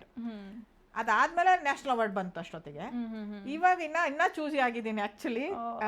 ಸ್ವಲ್ಪ ಚೂಸಿ ಹೋಗ್ತಾ ಅಂದ್ರೆ ಏನಾಗುತ್ತೆ ಅಂದ್ರೆ ರೆಸ್ಪಾನ್ಸಿಬಿಲಿಟಿ ಜಾಸ್ತಿ ಆಗುತ್ತೆ. ಹೌದು, ನ್ಯಾಷನಲ್ ಅವಾರ್ಡ್ ಬಂದ ತಕ್ಷಣ ರೆಸ್ಪಾನ್ಸಿಬಿಲಿಟಿ, ನ್ಯಾಷನಲ್ ಅವಾರ್ಡ್ ಅಂತ ಹೌದು ಅವಾಗ್ಲೂ ರೆಸ್ಪಾನ್ಸ್ ಜಾಸ್ತಿ ಒಂದು ಕ್ಯೂರಿಯಾಸಿಟಿ ಇರುತ್ತೆ. ನಮಗೆ ನಮ್ದೇ ಆದ ಒಂದು ಮೂವಿ ಮಾಡಿ ಇನ್ನೊಂದು ಮೂವಿ ಮಾಡ್ಬೇಕಾದ್ರೆ ನಮಗೆ ಪರ್ಸನಲಿ ಜವಾಬ್ದಾರಿಗಳು ಹೆಚ್ಚಾಗುತ್ತೆ. ಇನ್ನು ಚೆನ್ನಾಗಿರೋದು ಮಾಡ್ಬೇಕು, ಇನ್ನು ಒಳ್ಳೇದು ಮಾಡ್ಬೇಕು, ನಾವು ಒಂದಕ್ಕಿಂತ ಒಂದು ಚೆನ್ನಾಗಿರೋದು ಬೆಟರ್ ಕೊಡ್ಬೇಕು ಅಂತ ಬರುತ್ತೆ, ನಮಗೇನೆ ಬರುತ್ತೆ ಅದು ಅವಾರ್ಡು. ಮತ್ತೆ ಏನಾದ್ರೂ ಇದಕ್ಕೆ ಸಿಕ್ಕೋದಲ್ಲ, ಅದೊಂದು ಸೆಕೆಂಡ್ ಒಂದು ಪಾರ್ಟ್ ಆದ್ರೆ ನಮಗೆ ನಾವೇ ಡೆವಲಪ್ ಆಗ್ಬೇಕು ಅನ್ನೋದೊಂದು ಬರುತ್ತೆ ನಮ್ಗೆ. ಅವಾಗ್ಲೇ ನಾವು ಒಂದು ಮೂವಿ ಮಾಡ್ದಾದ್ಮೇಲೆ ಇಲ್ಲ ಈ ತರ ಇದಕ್ಕಿಂತ ಇನ್ನೂ ಚೆನ್ನಾಗಿರೋದು ಮಾಡ್ಬೇಕು, ಅದಾದ ತಕ್ಷಣ ಇದಕ್ಕಿಂತ ಚೆನ್ನಾಗಿರೋದೇನೋ ಅಂತ ತಗೊಂಡ್ ಮಾಡ್ಬೇಕು. ಆತರ ಕಂಟೆಂಟ್ ಒಂದೇ ಅಲ್ಲ, ಎಲ್ಲಾ ತರದಲ್ಲೂ ಇಂಪ್ರೂವ್ ಮಾಡ್ಬೇಕು. ಅದು ಡೈರೆಕ್ಷನ್ ಅಲ್ಲಿ ಆಗಿರ್ಬೋದು, ಸ್ಕ್ರಿಪ್ಟ್ ಅಲ್ಲಿ ಆಗಿರ್ಬೋದು, ಮೇಕಿಂಗ್ ಅಲ್ಲಿ ಆಗಿರ್ಬೋದು, ಎಲ್ಲದ್ರಲ್ಲೂ ನಾವು ಇನ್ನ ಇಂಪ್ರೂವ್ ಆಗಿ ಮಾಡ್ಬೇಕು ಅನ್ನೋದೊಂದು ಬರುತ್ತೆ. ಹಂಗ್ ಬಂದಾಗ ಏನಾಗುತ್ತೆ, ನಮ್ಗೆ ಅಷ್ಟು ಈಸಿಯಾಗಿ ಎವ್ರಿ ಇಯರ್ ಮಾಡ್ಕೊಂಡು ಹೋಗೋಕ್ಕೂ ಆಗೋದಿಲ್ಲ. ಎವ್ರಿ ಇಯರ್ ಮಾಡೋಕ್ಕಿಂತ ಒಳ್ಳೆ ಫಿಲ್ಮ್ 2 ವರ್ಷಕ್ಕೆ ಒಂದಾದ್ರೂ ಪರವಾಗಿಲ್ಲ, ಒಳ್ಳೆ ಮೂವಿ ಕೊಡೋಣ ಅಂತ ಟೈಮ್ ಜಾಸ್ತಿ ಕನ್ಸ್ಯೂಮ್ ಆದ್ರೂ ಪರವಾಗಿಲ್ಲ, ಒಳ್ಳೇದ್ ಮಾಡ್ಬೇಕು ಅನ್ಸುತ್ತೆ. ಸದ್ಯಕ್ಕೆ ಅದಾದ್ಮೇಲೆ ಇವಾಗ ಒಂದು ಕೊಡವ ಮೂವಿ ಮಾಡೋಣ ಅಂತ ಒಂದು ಹೊರಟಿದ್ದಾನೆ. ಕೊಡವ ಪ್ರೊಡ್ಯೂಸ್ ಮಾತ್ರ ಮಾಡಿದ್ದೆ, ಆಕ್ಚುಲಿ ಡೈರೆಕ್ಷನ್ ಮಾಡಿರ್ಲಿಲ್ಲ. ಸೊ ಕನ್ನಡ ಆಲ್ರೆಡಿ 3 ಡೈರೆಕ್ಷನ್ ಆಗ್ಬಿಟ್ಟಿದೆ. ಒಂದು ಕೊಡವ ಮೂವಿ ಡೈರೆಕ್ಷನ್ ಮಾಡೋಣ ಅನ್ಕೊಂಡು ಒಂದು ಚಿಕ್ಕದಾಗಿ, ಅದು ಕೊಡವಕ್ಕೋಸ್ಕರ, ಅಂದ್ರೆ ಕೊಡವ ಒಂದು ನಮ್ಮ ಸಂಸ್ಕೃತಿ ನಮ್ಮ ಭಾಷೆನ ಉಳಿಸೋಕೋಸ್ಕರ ಆ ತರದಲ್ಲಿ ಒಂದು ಚಿಕ್ಕದಾಗಿ ಒಂದು ಮೂವಿ ಮಾಡೋಣ ಅಂತ ಸದ್ಯಕ್ಕೆ ಪ್ಲಾನ್ ಹಾಕೊಂಡಿದೀನಿ. ಇನ್ನ ಕನ್ನಡಕ್ಕೆ ಬಂದ್ರೆ ಇನ್ನ ಒಂದೆರಡು ಕತೆಗಳು ಇದೆ ಕೈಯಲ್ಲಿ, ಇನ್ನ ಸ್ಕ್ರಿಪ್ಟ್ ನಡೀತಾ ಇದೆ ಅಷ್ಟೇ. ಸೊ ಸ್ಟಾರ್ ಕಾಸ್ಟ್ ಅಂತ ಬಂದ್ರೆ ಯಾವ ತರ ಸೆಲೆಕ್ಟ್ ಮಾಡ್ತೀರಾ? ಲೈಕ್ ಹೊಸಬ್ರನ್ನೇ ನೋಡ್ತೀರಾ ಅಥವಾ ಸ್ವಲ್ಪ ಫೇಮಸ್ ಆಗಿರೋ ನೋಡ್ತೀರಾ? ಟ್ಯಾಲೆಂಟ್ ಆ ತರ ಸ್ಟಾರ್ ಕಾಸ್ಟ್ ಅಲ್ಲಿ ನಂದೇನಿದೆ ಅಂದ್ರೆ ಫೇಮಸ್ ಅಂತ ಆ ತರದಂತ ಏನೂ ಇರಲ್ಲ. ಆ ಕ್ಯಾರೆಕ್ಟರ್ ಯಾರು ಸೂಟ್ ಆಗ್ತಾರೆ ಅನ್ನೋದ್ರ ಮೇಲೆ ಡಿಪೆಂಡ್ ಆಗುತ್ತೆ ಅಷ್ಟೇ. ಇಲ್ಲಿ ಫೇಮಸ್ ಹೊಸಬ್ರು ಆ ತರದ್ದು ಇಲ್ಲ. ಹೊಸಬ್ರು ತಗೊಂಡಿರ್ತೀವಿ ಟೀಮ್ ಅಲ್ಲಿ, ಹಳೆಬ್ರು ಇರ್ತಾರೆ. ನಂದು ಎಲ್ಲಾ ಮೂವಿನಲ್ಲಿ ಎರಡು ರೋಲ್ ಸೂಟ್ ಆಗ್ಬೇಕಷ್ಟೇ. ಅದು ಇವಾಗ ನನ್ ಸುಮಾರಾಗಿ ಹಳ್ಳಿನಲ್ಲೇ ಸ್ಟೋರಿಗಳಾಗ್ಬಿಟ್ಟಿದೆ, ಸ್ವಲ್ಪ ಹಳ್ಳಿ ಓರಿಯೆಂಟೆಡ್ ತರಾನೇ ಇದೆ. ಸೊ ಅದಕ್ಕೆ ಸೂಟ್ ಆಗೋದು ಅವ್ರು ಯಾರು ಏನು ಅವ್ರ ಬ್ಯಾಕ್ ಗ್ರೌಂಡ್ ಏನು ಅನ್ನೋಕ್ಕಿಂತ ಅವ್ರು ಅದಕ್ಕೆ ಸೂಟ್ ಆಗ್ತಾರ, ಅವ್ರ ಅದನ್ನ ಅವ್ರು ತುಂಬಿಕೊಡಕ್ ಆಗತ್ತಾ, ಪಾತ್ರ ನಿಭಾಯಿಸ್ಕೊಳಕ್ ಆಗತ್ತಾ ಅನ್ನೋದನ್ನ ನೋಡ್ಕೊಂಡು ಸೆಲೆಕ್ಷನ್ ಮಾಡ್ತೀವಿ. ಬಿಟ್ರೆ ಅದರಲ್ಲಿ ಅವ್ರ ಬ್ಯಾಕ್ ಗ್ರೌಂಡ್ ಏನು, ಅವರು ಆ ತರದೆಲ್ಲ ಏನು ಇಲ್ಲ. ಟ್ಯಾಲೆಂಟ್ ಮೇಲೆ ಡಿಪೆಂಡ್ ಆಗುತ್ತೆ. ನಮ್ಮ ಕ್ಯಾರೆಕ್ಟರ್ ಸೂಟ್ ಆದ್ರೆ ಸಾಕು. ಓಕೆ. ಸೊ ಮ್ಯಾಮ್, ಇವಾಗ ಕಂದಿಲ್ಗೆ ನ್ಯಾಷನಲ್ ಅವಾರ್ಡ್ ಅನೌನ್ಸ್ ಆಗುತ್ತೆ. ಅನೌನ್ಸ್ ಆದ್ರಾಗಿಂದ ನಿಮಗೆ ರಿಸೀವ್ ಆಗೋ ತನಕ ಜರ್ನಿ ಹೇಗಿತ್ತು? ಸೊ ಪ್ರೆಸಿಡೆಂಟಿಂದ ನಿಮಗೆ ನ್ಯಾಷನಲ್ ಅವಾರ್ಡ್ ಬರುತ್ತೆ ದ್ರೌಪದಿ ಮುರ್ಮು ಅವರಿಂದ. ಸೊ ಎಷ್ಟು ಹೆಮ್ಮೆ ಆಯಿತು ನಿಮ್ಗೆ ಆ ಮೂಮೆಂಟಲ್ಲಿ? ಅಂದ್ಕೊಂಡಿದ್ರ ನನ್ನ ಈ ಮೂವಿಗೂ ನ್ಯಾಷನಲ್ ಅವಾರ್ಡ್ ಬರುತ್ತೆ ಅಂತ? ಹೇಗೆ? ಖಂಡಿತ ಇಲ್ಲ, ಬಟ್ ನ್ಯಾಷನಲ್ ಅವಾರ್ಡ್ ಬರುತ್ತೆ ಅಂತ ಅನ್ಕೊಂಡಿರ್ಲಿಲ್ಲ. ಆದ್ರೆ ಎಲ್ರಿಗೊಂದು ಡ್ರೀಮ್ ಇರುತ್ತೆ. ಓಕೆನಾ? ಮೂವಿ ಮಾಡ್ಬೇಕಾದ್ರೆ ಎಸ್ಪೆಷಲಿ ನಾವು ಮಾಡೋ ಮೂವಿಗಳು ಕಮರ್ಷಿಯಲಿ ನಾನೇನು ಥಿಯೇಟರ್ ನಲ್ಲಿ ರಿಲೀಸ್ ಮಾಡಿಲ್ಲ ಇಲ್ಲಿ ತನಕ. ಓಕೆನಾ? ಸದ್ಯಕ್ಕೆ ಕಂದೀಲು ಅಮೆಝಾನ್ ಪ್ರೈಮ್ ಅಲ್ಲಿ ಇದೆ, ಇವಾಗ ಅಲ್ಲಿ ಇದೆ, ಎಲ್ಲರೂ ನೋಡ್ಬೋದು. ಬಟ್ ಅಲ್ಲಿ ತನಕ ಈ ತರ ಬಂದಿರ್ಲಿಲ್ಲ ಪ್ಲಾಟ್ಫಾರ್ಮ್ಗೆ. ನಾವು ಮಾಡ್ತಾ ಇದ್ದಿದ್ ಮೂವಿಗಳೆಲ್ಲಾನು ಫೆಸ್ಟಿವಲ್ಗೆ ಅಂತ ಮಾಡ್ತಾ ಇರ್ತೀವಿ. ಫೆಸ್ಟಿವಲ್ ಅಲ್ಲಿ ಕಳ್ಸಿಕೊಡ್ತಾ ಇರ್ತೀವಿ. ಬೆಂಗಳೂರು ಇಂಟರ್ನ್ಯಾಷನಲ್ ಫೆಸ್ಟಿವಲ್ ಇರ್ಬೋದು, ಪನೋರಮಾ ಇರ್ಬೋದು, ಕೋಲ್ಕತ್ತಾ ಇರ್ಬೋದು, ಈ ತರ ಎಲ್ಲ ಫೆಸ್ಟಿವಲ್ಗೆ ಅಪ್ಲೈ ಮಾಡ್ತೀವಿ ನಾವು. ಅಂಡ್ ಎವ್ರಿ ಟೈಮ್ 2017 ಇಂದ ನಾನು ಪ್ರೊಡ್ಯೂಸರ್ ಯಾವಾಗಿನ ಮಾಡ್ತಾ ಇದ್ದೀನಿ ಅವಾಗಿಂದ ಎಲ್ಲ ಮೂವಿ ನ್ಯಾಷನಲ್ ಅವಾರ್ಡ್ ಕಳ್ಸಿಕೊಟ್ಟಿದೀವಿ. ಓಕೆನಾ? ಎಲ್ಲ ಟೈಮ್ ಕಳ್ಸಿಕೊಡ್ತಾನೆ ಇರ್ತೀವಿ. ಹಾಗಾಗಿ ಕಂದಿಲ್ ಕೂಡ ಅದೇ ತರ ಹೋಯ್ತು. ಬಟ್ ಕಂದಿಲ್ದು ಏನಂದ್ರೆ ಪ್ಲಸ್ ಪಾಯಿಂಟ್, ನಂಗೆ ಬೆಂಗಳೂರು ಫಿಲ್ಮ್ ಫೆಸ್ಟಿವಲ್ ಅಲ್ಲಿ ಸೆಕೆಂಡ್ ಬೆಸ್ಟ್ ಮೂವಿ ಅವಾರ್ಡ್ ಬಂತು. ಸೆಲೆಕ್ಷನ್ ಆಯ್ತು ಕಾಂಪಿಟೇಷನ್ ಅಲ್ಲಿ, ಕನ್ನಡ ಕಾಂಪಿಟೇಷನ್ ಅಲ್ಲಿ ಸೆಕೆಂಡ್ ಬೆಸ್ಟ್ ಮೂವಿ ಅಂತ ಅವಾರ್ಡ್ ಕೂಡ ಬಂತು. ಕೋಲ್ಕತ್ತಾದಲ್ಲಿ ಕೂಡ ಸೆಲೆಕ್ಷನ್ ಆಗಿತ್ತು ಕಂದಿಲು. ಸೊ ಇದೆಲ್ಲ ಒಂಥರ ನಮ್ಗೆ ಒಂಥರ ಖುಷಿ ಕೊಡ್ತಾ ಇರುತ್ತೆ. ಹಾಗೇನೆ ನ್ಯಾಷನಲ್ಗೂ ಅಪ್ಲೈ ಮಾಡಿದ್ವಲ್ಲ, ನ್ಯಾಷನಲ್ ಅನೌನ್ಸ್ ಆದಾಗ ನಿಜವಾಗ್ಲೂ ಕಂದೀಲ್ಗೆ ನ್ಯಾಷನಲ್ ಅವಾರ್ಡ್ ಕನ್ನಡದಿಂದ ಬೆಸ್ಟ್ ಮೂವಿ ಅಂತ ಬಂದಾಗ ತುಂಬಾ ತುಂಬಾ ಖುಷಿ ಆಯ್ತು. ಅದು ಒಂದೇ ಮೂವಿಗೆ ಬಂದಿದೆ ಆ ವರ್ಷ, 2022 ಲಾಸ್ಟ್ ಇಯರ್ ಅನೌನ್ಸ್ ಮಾಡಿದಾಗ ಒಂದೇ ಒಂದು ಕನ್ನಡ ಮೂವಿಗೆ ಬಂದಿರೋದು. ಸೊ ನಮ್ಗೆ ಬಿಲೀವ್ ಮಾಡಕ್ ಆಗಿಲ್ಲ ಆಕ್ಚುಲಿ. ಓಕೆನಾ? ಒಂಥರ ಹ್ಯಾಂಗ್ ಓವರ್ ತರ ಎಷ್ಟೊಂದು 1-2 ಡೇಸ್ ತನಕ ಇತ್ತು. ಅದು ಅನೌನ್ಸ್ ಆಗ್ತಿದ್ದಂಗೆ ಎಲ್ಲರಿಗೂ ನ್ಯೂಸ್ಗಳು ಹೋಗ್ತೆ, ಎಲ್ಲ ಮೀಡಿಯಾದಿಂದ ಕಾಲ್ಗಳು ಬರ್ಲಿಕ್ಕೆ ಸ್ಟಾರ್ಟ್ ಆಗೋಯ್ತು. ನಾನು ಅವಾಗ ಮಡಿಕೇರಿಲಿದ್ದೆ. ಇಲ್ಲಿಂದ ಇಲ್ಲಿ ಎಲ್ಲರೂ ಇಲ್ಲಿದ್ದೀನಿ ಅನ್ಕೊಂಡು ಎಲ್ಲರೂ ಇಲ್ಲಿಂದ ಎಲ್ಲಿ ಸಿಗ್ತೀರಾ ಅಂತ ಕೇಳ್ತಾ ಇದ್ರು. ಬಟ್ ನಾನು ಅಲ್ಲಿದ್ದೆ, ನಾನು ಹಂಗೆ ಬರೋಕ್ಕೂ ಆಗ್ಲಿಲ್ಲ. ನಮ್ದು ಕೆಲವು ಕಮಿಟ್ಮೆಂಟ್ಗಳಿರತ್ತೆ, ನಾನು ಬರೋದು ಒಂದು 2 ಡೇಸ್ ಆಗತ್ತೆ ಅಂತ. ಅಯ್ಯೋ 2 ಡೇಸ್ ಆಗ್ಬಿಡುತ್ತಾ? ಇಲ್ಲ ನಮ್ಗೆ ಬೇಕಿತ್ತು ಅಂತ. ಮತ್ತೆ ಕೆಲವರೆಲ್ಲ ಫೋನಲ್ಲೇ ಎಲ್ಲರೂ ಇಂಟರ್ವ್ಯೂ ತಗೊಳ್ತಾ ಇದ್ರು, ಕೆಲವರು ವಿಡಿಯೋ ಮಾಡಿ ಕಳಿಸಿ ಅಂತ ಹೇಳ್ತಾ ಇದ್ರು. ಈ ತರದೆಲ್ಲ ನಡೀತಾ ಇತ್ತು. ತುಂಬಾ ಖುಷಿ ಆಗಿತ್ತು. ಎಸ್ಪೆಷಲಿ ಏನಾಯ್ತು ಅಂದ್ರೆ ಕೊಡಗಿನವರು ತುಂಬಾನೇ ಖುಷಿ ಪಟ್ರು. ಬಿಕಾಸ್ ಕೊಡಗಿಂದ ಫಸ್ಟ್ ಟೈಮ್ ಕೊಡಗಿನ ಲೇಡಿ ಡೈರೆಕ್ಟರ್ ಮಾಡಿ ಫಸ್ಟ್ ಟೈಮ್ ನ್ಯಾಷನಲ್ ಅವಾರ್ಡ್ ತಗೊಂಡ್ ಬಂದಿರೋದು ಫಸ್ಟ್ ಲೇಡಿ ನಾನು. ತುಂಬಾ ಅವ್ರು ಯಾವ ತರ ಅಂದ್ರೆ ಅವ್ರ ಮನೆಯವ್ರು ತಗೊಂಡಿದ್ದಾರೆ ಅನ್ನೋ ಇಡೀ ಕೊಡುಗೆ ಕೂಡ ಅದನ್ನ ನಾನೇ ಫಸ್ಟ್ ನ್ಯಾಷನಲ್ ಅವಾರ್ಡ್ ತಗೊಂಡೋಗಿ. ಸೊ ತುಂಬಾ ಖುಷಿ ಪಟ್ರು ಅವರೆಲ್ಲ. ಒಂಥರ ನಮಗೆ 1-1.5 ದಿನ 2 ದಿನ ಫುಲ್ ಫೋನ್ ಕಾಲ್ಸು.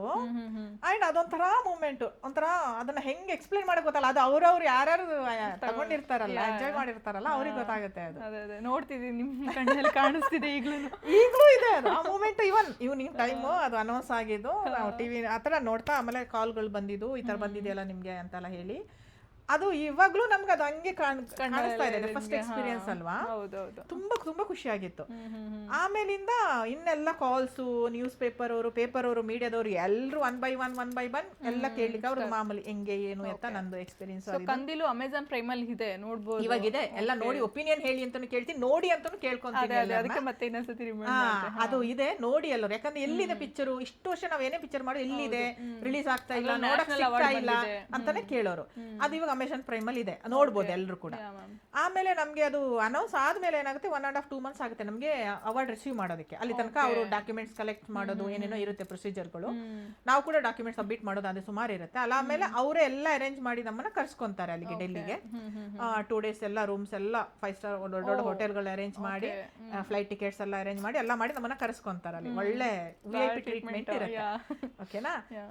ಫಸ್ಟ್ ಒಂದಿನ ಮುಂಚೆನೆ ನಮ್ನೆಲ್ಲಿ ಅವಾರ್ಡ್ ಕೊಡ್ತಾರಲ್ವಾ, ಅಲ್ಲಿಗೆ ಕರೆಸಿ ಎಲ್ಲಾರನ್ನು ಕೂರಿಸಿ, ಎಲ್ಲರೂ ಯಾರ್ಯಾರು ನ್ಯಾಷನಲ್ ಅವಾರ್ಡ್ ಬಂದಿರ್ತೋ ಫುಲ್ ಇಂಡಿಯಾದಿಂದ ಎಲ್ಲರೂ, ಓಕೆನಾ, ಕರೆಸಿ ಅವ್ರು ನಮ್ಗೊಂದು ಡೆಮೋ ತರ ಮಾಡ್ತಾರೆ. ನಾವು ಹೆಂಗ್ ಹೋಗ್ಬೇಕು, ಪ್ರೆಸಿಡೆಂಟ್ ಎಲ್ಲಿ ಇರ್ತಾರೆ, ಓಕೆನಾ, ನಾವು ಯಾವ ಕಡೆಯಿಂದ ಹೋಗ್ಬೇಕು, ಪ್ರೆಸಿಡೆಂಟ್ ಹತ್ರ ಎಷ್ಟೊತ್ತು ನಿಲ್ಬೇಕು, ಅದನ್ನ ನಮ್ಮನಲ್ಲಿ ಮಾಡಿಸ್ತಾರೆ ಅವ್ರು ಕರೆದ್ಬಿಟ್ಟು 1 ಡೇ ಬಿಫೋರ್. ಬಿಕಾಸ್ ಅವ್ರದ್ದು ಒಂದು ಪ್ರೋಟೋಕಾಲ್ ಇರುತ್ತೆ. ಪ್ರೆಸಿಡೆಂಟ್ ಗೆ ಯಾರು ಹ್ಯಾಂಡ್ ಶೇಕ್ ಹ್ಯಾಂಡ್ ಮಾಡಂಗಿಲ್ಲ, ಅವ್ರ ಕಾಲ್ ನಮಸ್ಕಾರ ಮಾಡಂಗಿಲ್ಲ. ಇದೆಲ್ಲ ಅವ್ರದ್ದೊಂದು ಪ್ರೋಟೋಕಾಲ್ ಇದೆ, ರೂಲ್ ಇದೆ ಅವ್ರದ್ದು. ಅದಕ್ಕಾಗಿ ನಾವು ಹೋಗ್ಬಿಟ್ಟು ಅಲ್ಲಿ ಮತ್ತೆ ಆ ನಡೆಯೋ ದಿನ ಏನಾದ್ರು ಇದಾಗುತ್ತೆ ಅಂದ್ಬಿಟ್ಟು ಮೊದ್ಲೇನೆ ನಮ್ಗೆ ಎಲ್ಲಾರನು ಕರೆದ್ಬಿಟ್ಟು ಸೇಮ್ ಟ್ರಯಲೇ ಮಾಡ್ತಾರೆ. ಬೇರೆಯವ್ರು ನಿಂತಿರ್ತಾರೆ, ನಾವ್ ಹಿಂಗ್ ಹೋಗ್ತೀವಿ, ಅವ್ರ ಹತ್ರ ಇಸ್ಕೊಂತೀವಿ, ಹೆಂಗ್ ಬರ್ಬೇಕು, ಎಲ್ಲಿ ಕೂರ್ಬೇಕು, ಈ ತರದನ್ನೆಲ್ಲ ನಮ್ಗೆ ಅವರು ಒಂದು ಡೆಮೋ ತರ ಮಾಡ್ತಾರೆ ಅಲ್ಲಿ. ಅದನ್ನ ಫಸ್ಟ್ ಮಾಡ್ಬಿಟ್ಟು ನೆಕ್ಸ್ಟ್ ಡೇ ನಮ್ಗೆ ಅವಾಗ ಗೊತ್ತಾಗತ್ತೆ ಇನ್ ಹೇಗೆ ಅಂತ ಅನ್ನೋದನ್ನ. ಸೊ ನೆಕ್ಸ್ಟ್ ಡೇ ಹೋದಾಗ ಎಲ್ಲ ರೆಡಿ ಇತ್ತು. ನಾವು ಕೂರೋ ಕಡೆ ನಮ್ ನೇಮ್ ಬೋರ್ಡ್ ಎಲ್ಲ ಹಾಕಿ Kodagu culture sari style represent ಮಾಡಿದ್ರು. ಅದನ್ನೇ ಮಾಡಿದ್ದೆ. ಆಕ್ಚುಲಿ ಮೊದ್ಲಿಂದ ನಂಗೆ ಸ್ವಲ್ಪ ನನ್ನ ಕೊಡಗು ನನ್ನ ಕಲ್ಚರು, ನನ್ನ ಸ್ಯಾರಿ, ನನ್ನ ಭಾಷೆ ತುಂಬಾ ತುಂಬಾ ಇಷ್ಟ ನಂಗೆ. Actually I am proud. ನಾನು ಕೊಡಗಿನವಳು ಅನ್ನೋದಕ್ಕೂ ಪ್ರೌಡ್, ಕೊಡವತಿ ಅನ್ನೋದಕ್ಕೂ ಪ್ರೌಡ್ ಫೀಲ್ ಇದೆ ನಂಗೆ. ಸೊ ಹಂಗಾಗಿ ನಾವು ಅನ್ಕೊಂಡಿದ್ದು ನಾನು ಎಲ್ಲೋದ್ರೂ ಹಾಕೊಂಡಿರ್ತೀನಿ. ನ್ಯಾಷನಲ್ ಅವಾರ್ಡ್ ಕೂಡ ಹಂಗೆ ಹೋಗ್ಬೇಕು ಅಂತಿತ್ತು. ನಮ್ದೊಂದು ತಲೆಗೆ ಚೌಕ ಬರುತ್ತೆ, ಓಕೆನಾ. ಅದನ್ನ ಕೂಡ ಕಟ್ಕೊಂಡೆ ನಾನು ಅಲ್ಲಿ ಹೋಗಿದ್ದು ಅದನ್ನ. ಓಕೆ, ಹಂಗ ಅದು ಹೋಗ್ಬೇಕು ಹಂಗೇನೆ ಇತ್ತು, ಹಾಗೇನೆ ಹೋಗಿದ್ದು ಕೂಡ. ನಮ್ಗೆ ಅಲ್ಲಿ ಹೋಗ್ಬೇಕಾದ್ರೆ ನಮ್ಗೆ ಅಲ್ಲಿ ಕೂರ್ಲಿಕ್ಕೆ ನಮ್ಮ ಇದ್ರ ಮುಂದೆ ಸೀಟ್ ಮುಂದೆ ನಮ್ಮ ನೇಮ್ ಎಲ್ಲ ಹಾಗೆ ನೇಮ್ ಬೋರ್ಡ್ ಆಗಿ ಇರುತ್ತೆ, ಓಕೆನಾ. ಅಂಡ್ ಒಂದೇನಂದ್ರೆ ಎಲ್ಲ ದೊಡ್ಡವ್ರು ಇರ್ತಾರೆ, ಎಲ್ಲ ನ್ಯಾಷನಲ್ ಅವಾರ್ಡ್ ವಿನ್ನರ್ಸ್ ಅಲ್ವಾ, ಬೇರೆ ಬೇರೆ ಸ್ಟೇಟ್ ಅವರು ಎಲ್ಲರೂ ಇರ್ತಾರೆ. ನಮ್ ಮುಂದೆನೆ ಅಲ್ಲಿ ರಾಣಿ ಮುಖರ್ಜಿ ಅವ್ರು ಇದ್ರು, ಶಾರುಖ್ ಖಾನ್ ಅವ್ರಿದ್ರು, ಮೋಹನ್ ಲಾಲ್ ಅವ್ರಿದ್ರು. ಸೊ ಹಾಗೆ ಬೇರೆ ಬೇರೆ ಒಳ್ಳೊಳ್ಳೆ ಆರ್ಟಿಸ್ಟ್ ಮತ್ತೆ ಡೈರೆಕ್ಟರ್ಸ್ ಎಲ್ಲರೂ ಇರ್ತಾರೆ. ಅವ್ರನ್ನೆಲ್ಲ ನೋಡೋದು, ಅವ್ರನ್ನ ಮೀಟ್ ಮಾಡೋದೇ ಒಂದು ಖುಷಿ ಆಕ್ಚುಲಿ, ಓಕೆನಾ. ಆಮೇಲಿಂದ ಕೊಡ್ಬೇಕಾದ್ರೆ ನಮ್ಮ ನೇಮ್ ಎಲ್ಲ ಅನೌನ್ಸ್ ಮಾಡ್ತಾರೆ, ಹೋಗಿ ತಗೊಬೇಕು. ಒಂಥರ ದ್ರೌಪದಿ ಮುರ್ಮು ಮೇಡಮ್ ಬಂದಾಗ, ಅವ್ರು ರಾಷ್ಟ್ರಪತಿ ಅವ್ರು ಬಂದಾಗ ಅವ್ರನ್ನ ಅಲ್ಲಿ ಹತ್ರದಿಂದ ನೋಡ್ತೀವಲ್ಲ, ಆ ಫೀಲ್ ಕೂಡ ಡಿಫ್ರೆಂಟ್ ಆಕ್ಚುಲಿ. ಅಂಡ್ ಒಂದೊಂದ್ಸಲ ನಾವು ಅಲ್ಲೋಗಿ ಅವ್ರ ಮುಂದೆ ತಗೊಂಡ್ ಬಂದಿದೀವಿ ಅನ್ನೋದೊಂದು ಗ್ರೇಟ್ ಫೀಲಿಂಗ್ ಮಾತ್ರ. ಅದು ಒಂಥರ ಮೆಮೊರೇಬಲ್ ಮಿನಿಟ್ಸ್. ಅದೊಂದು 5-10 ಮಿನಿಟ್ಸ್ ನಾವು ಹೋಗ್ಬಿಟ್ಟು ತಗೊಂಡು ವಾಪಸ್ ಬಂದು ಕೂತು ಇಷ್ಟು ವರ್ಷದ ಸಿನಿಮಾ ಜರ್ನಿಗೆ ಒಂದು ಒಂಥರ ಸ್ಯಾಟಿಸ್ಫ್ಯಾಕ್ಷನ್ ಅಥವಾ ಮೂವಿ ಮಾಡಿದಾಗ ಖಂಡಿತ ಇರುತ್ತೆ ಎಲ್ರಿಗೂ ಅವ್ರವ್ರ ಮೂವಿ ಬಗ್ಗೆ. ನಂಗೆ ನಿಜವಾಗ್ಲೂ ನಾನು ಮಾಡಿರೋ ಮೂವಿ ಬಗ್ಗೆ ಎಲ್ಲಾನು ಕೂಡ ನಂಗೊಂದು ತುಂಬಾ ಸ್ಯಾಟಿಸ್ಫ್ಯಾಕ್ಷನ್ ಇದೆ. ನನಗೆ ಹೆಂಗ್ ಬೇಕು ಹಂಗ್ ಬಂದಿದೆ ಮೂವಿ. ಅಂಡ್ ನಾನೇನ್ ಅನ್ಕೊಂಡಿದ್ರು ಹಂಗ್ ಮಾಡಿದೀನಿ ಕೂಡ ಅನ್ನೋದಿದೆ. ಬಟ್ ಅದಕ್ಕೆ ಈ ತರ ಅವಾರ್ಡ್ ಗಳೆಲ್ಲ ಆಡ್ ಆಗುತ್ತಲ್ಲ, ಅದು ನಮ್ಗೆ ಫುಲ್ಫಿಲ್ ಮಾಡುತ್ತೆ ನಮ್ಮ ಒಂದು ಕನಸನ್ನ. ಅಂಡ್ ಇಷ್ಟು ಬೇಗ ಐ ಥಿಂಕ್ ಬರುತ್ತೆ ಅಂತ ನಾನು ಅನ್ಕೊಂಡಿರ್ಲಿಲ್ಲ national award actually. But hard work ಮಾಡಿದಾಗ ಯಾರೇ ಆಗ್ಲಿ, ನೀವು ಕಷ್ಟಪಟ್ಟು ಒಂದು ಕೆಲಸ ಮಾಡಿದ್ರೆ ಇವತ್ತೆಲ್ಲ ನಾಳೆ ಪ್ರತಿಫಲ ಸಿಗುತ್ತೆ ಅನ್ನೋದನ್ನ ನಾನು ನಂಬ್ತೀನಿ ಕೂಡ. ಅದು ನಂಗೆ ಸಿಕ್ಕಿದೆ ಕೂಡ. ಅದು ಎಲ್ಲರ ಆಶೀರ್ವಾದ ಅಂತ ಅನ್ಕೊಂತೀನಿ. ನಮ್ಗೆ ಪೇರೆಂಟ್ಸ್ ಇರ್ಬೋದು, ದೇವ್ರ ಆಶೀರ್ವಾದ, ಎಲ್ಲರದೊಂದು ಸಪೋರ್ಟ್, ವೆಲ್ ವಿಶರ್ದ ಆಶೀರ್ವಾದ ಎಲ್ಲದಿಂದ ಸಿಕ್ಕಿದ್ದು ತುಂಬಾನೇ ಖುಷಿ ಇದೆ. ಇವಾಗಲೂ ಚೆರಿಶ್ ಮಾಡ್ತೀನಿ ಆ ಮೂಮೆಂಟ್ ನಾನು. ತುಂಬಾ ತುಂಬಾ ಖುಷಿ ಇದೆ, ಡಿಫ್ರೆಂಟ್ ಫೀಲ್. ಕೇಳಲಿಕ್ಕೆ ನಮಗೂ ತುಂಬ ಖುಷಿ ಆಗ್ತಾ ಇದೆ ಅದ್ರ ಬಗ್ಗೆ.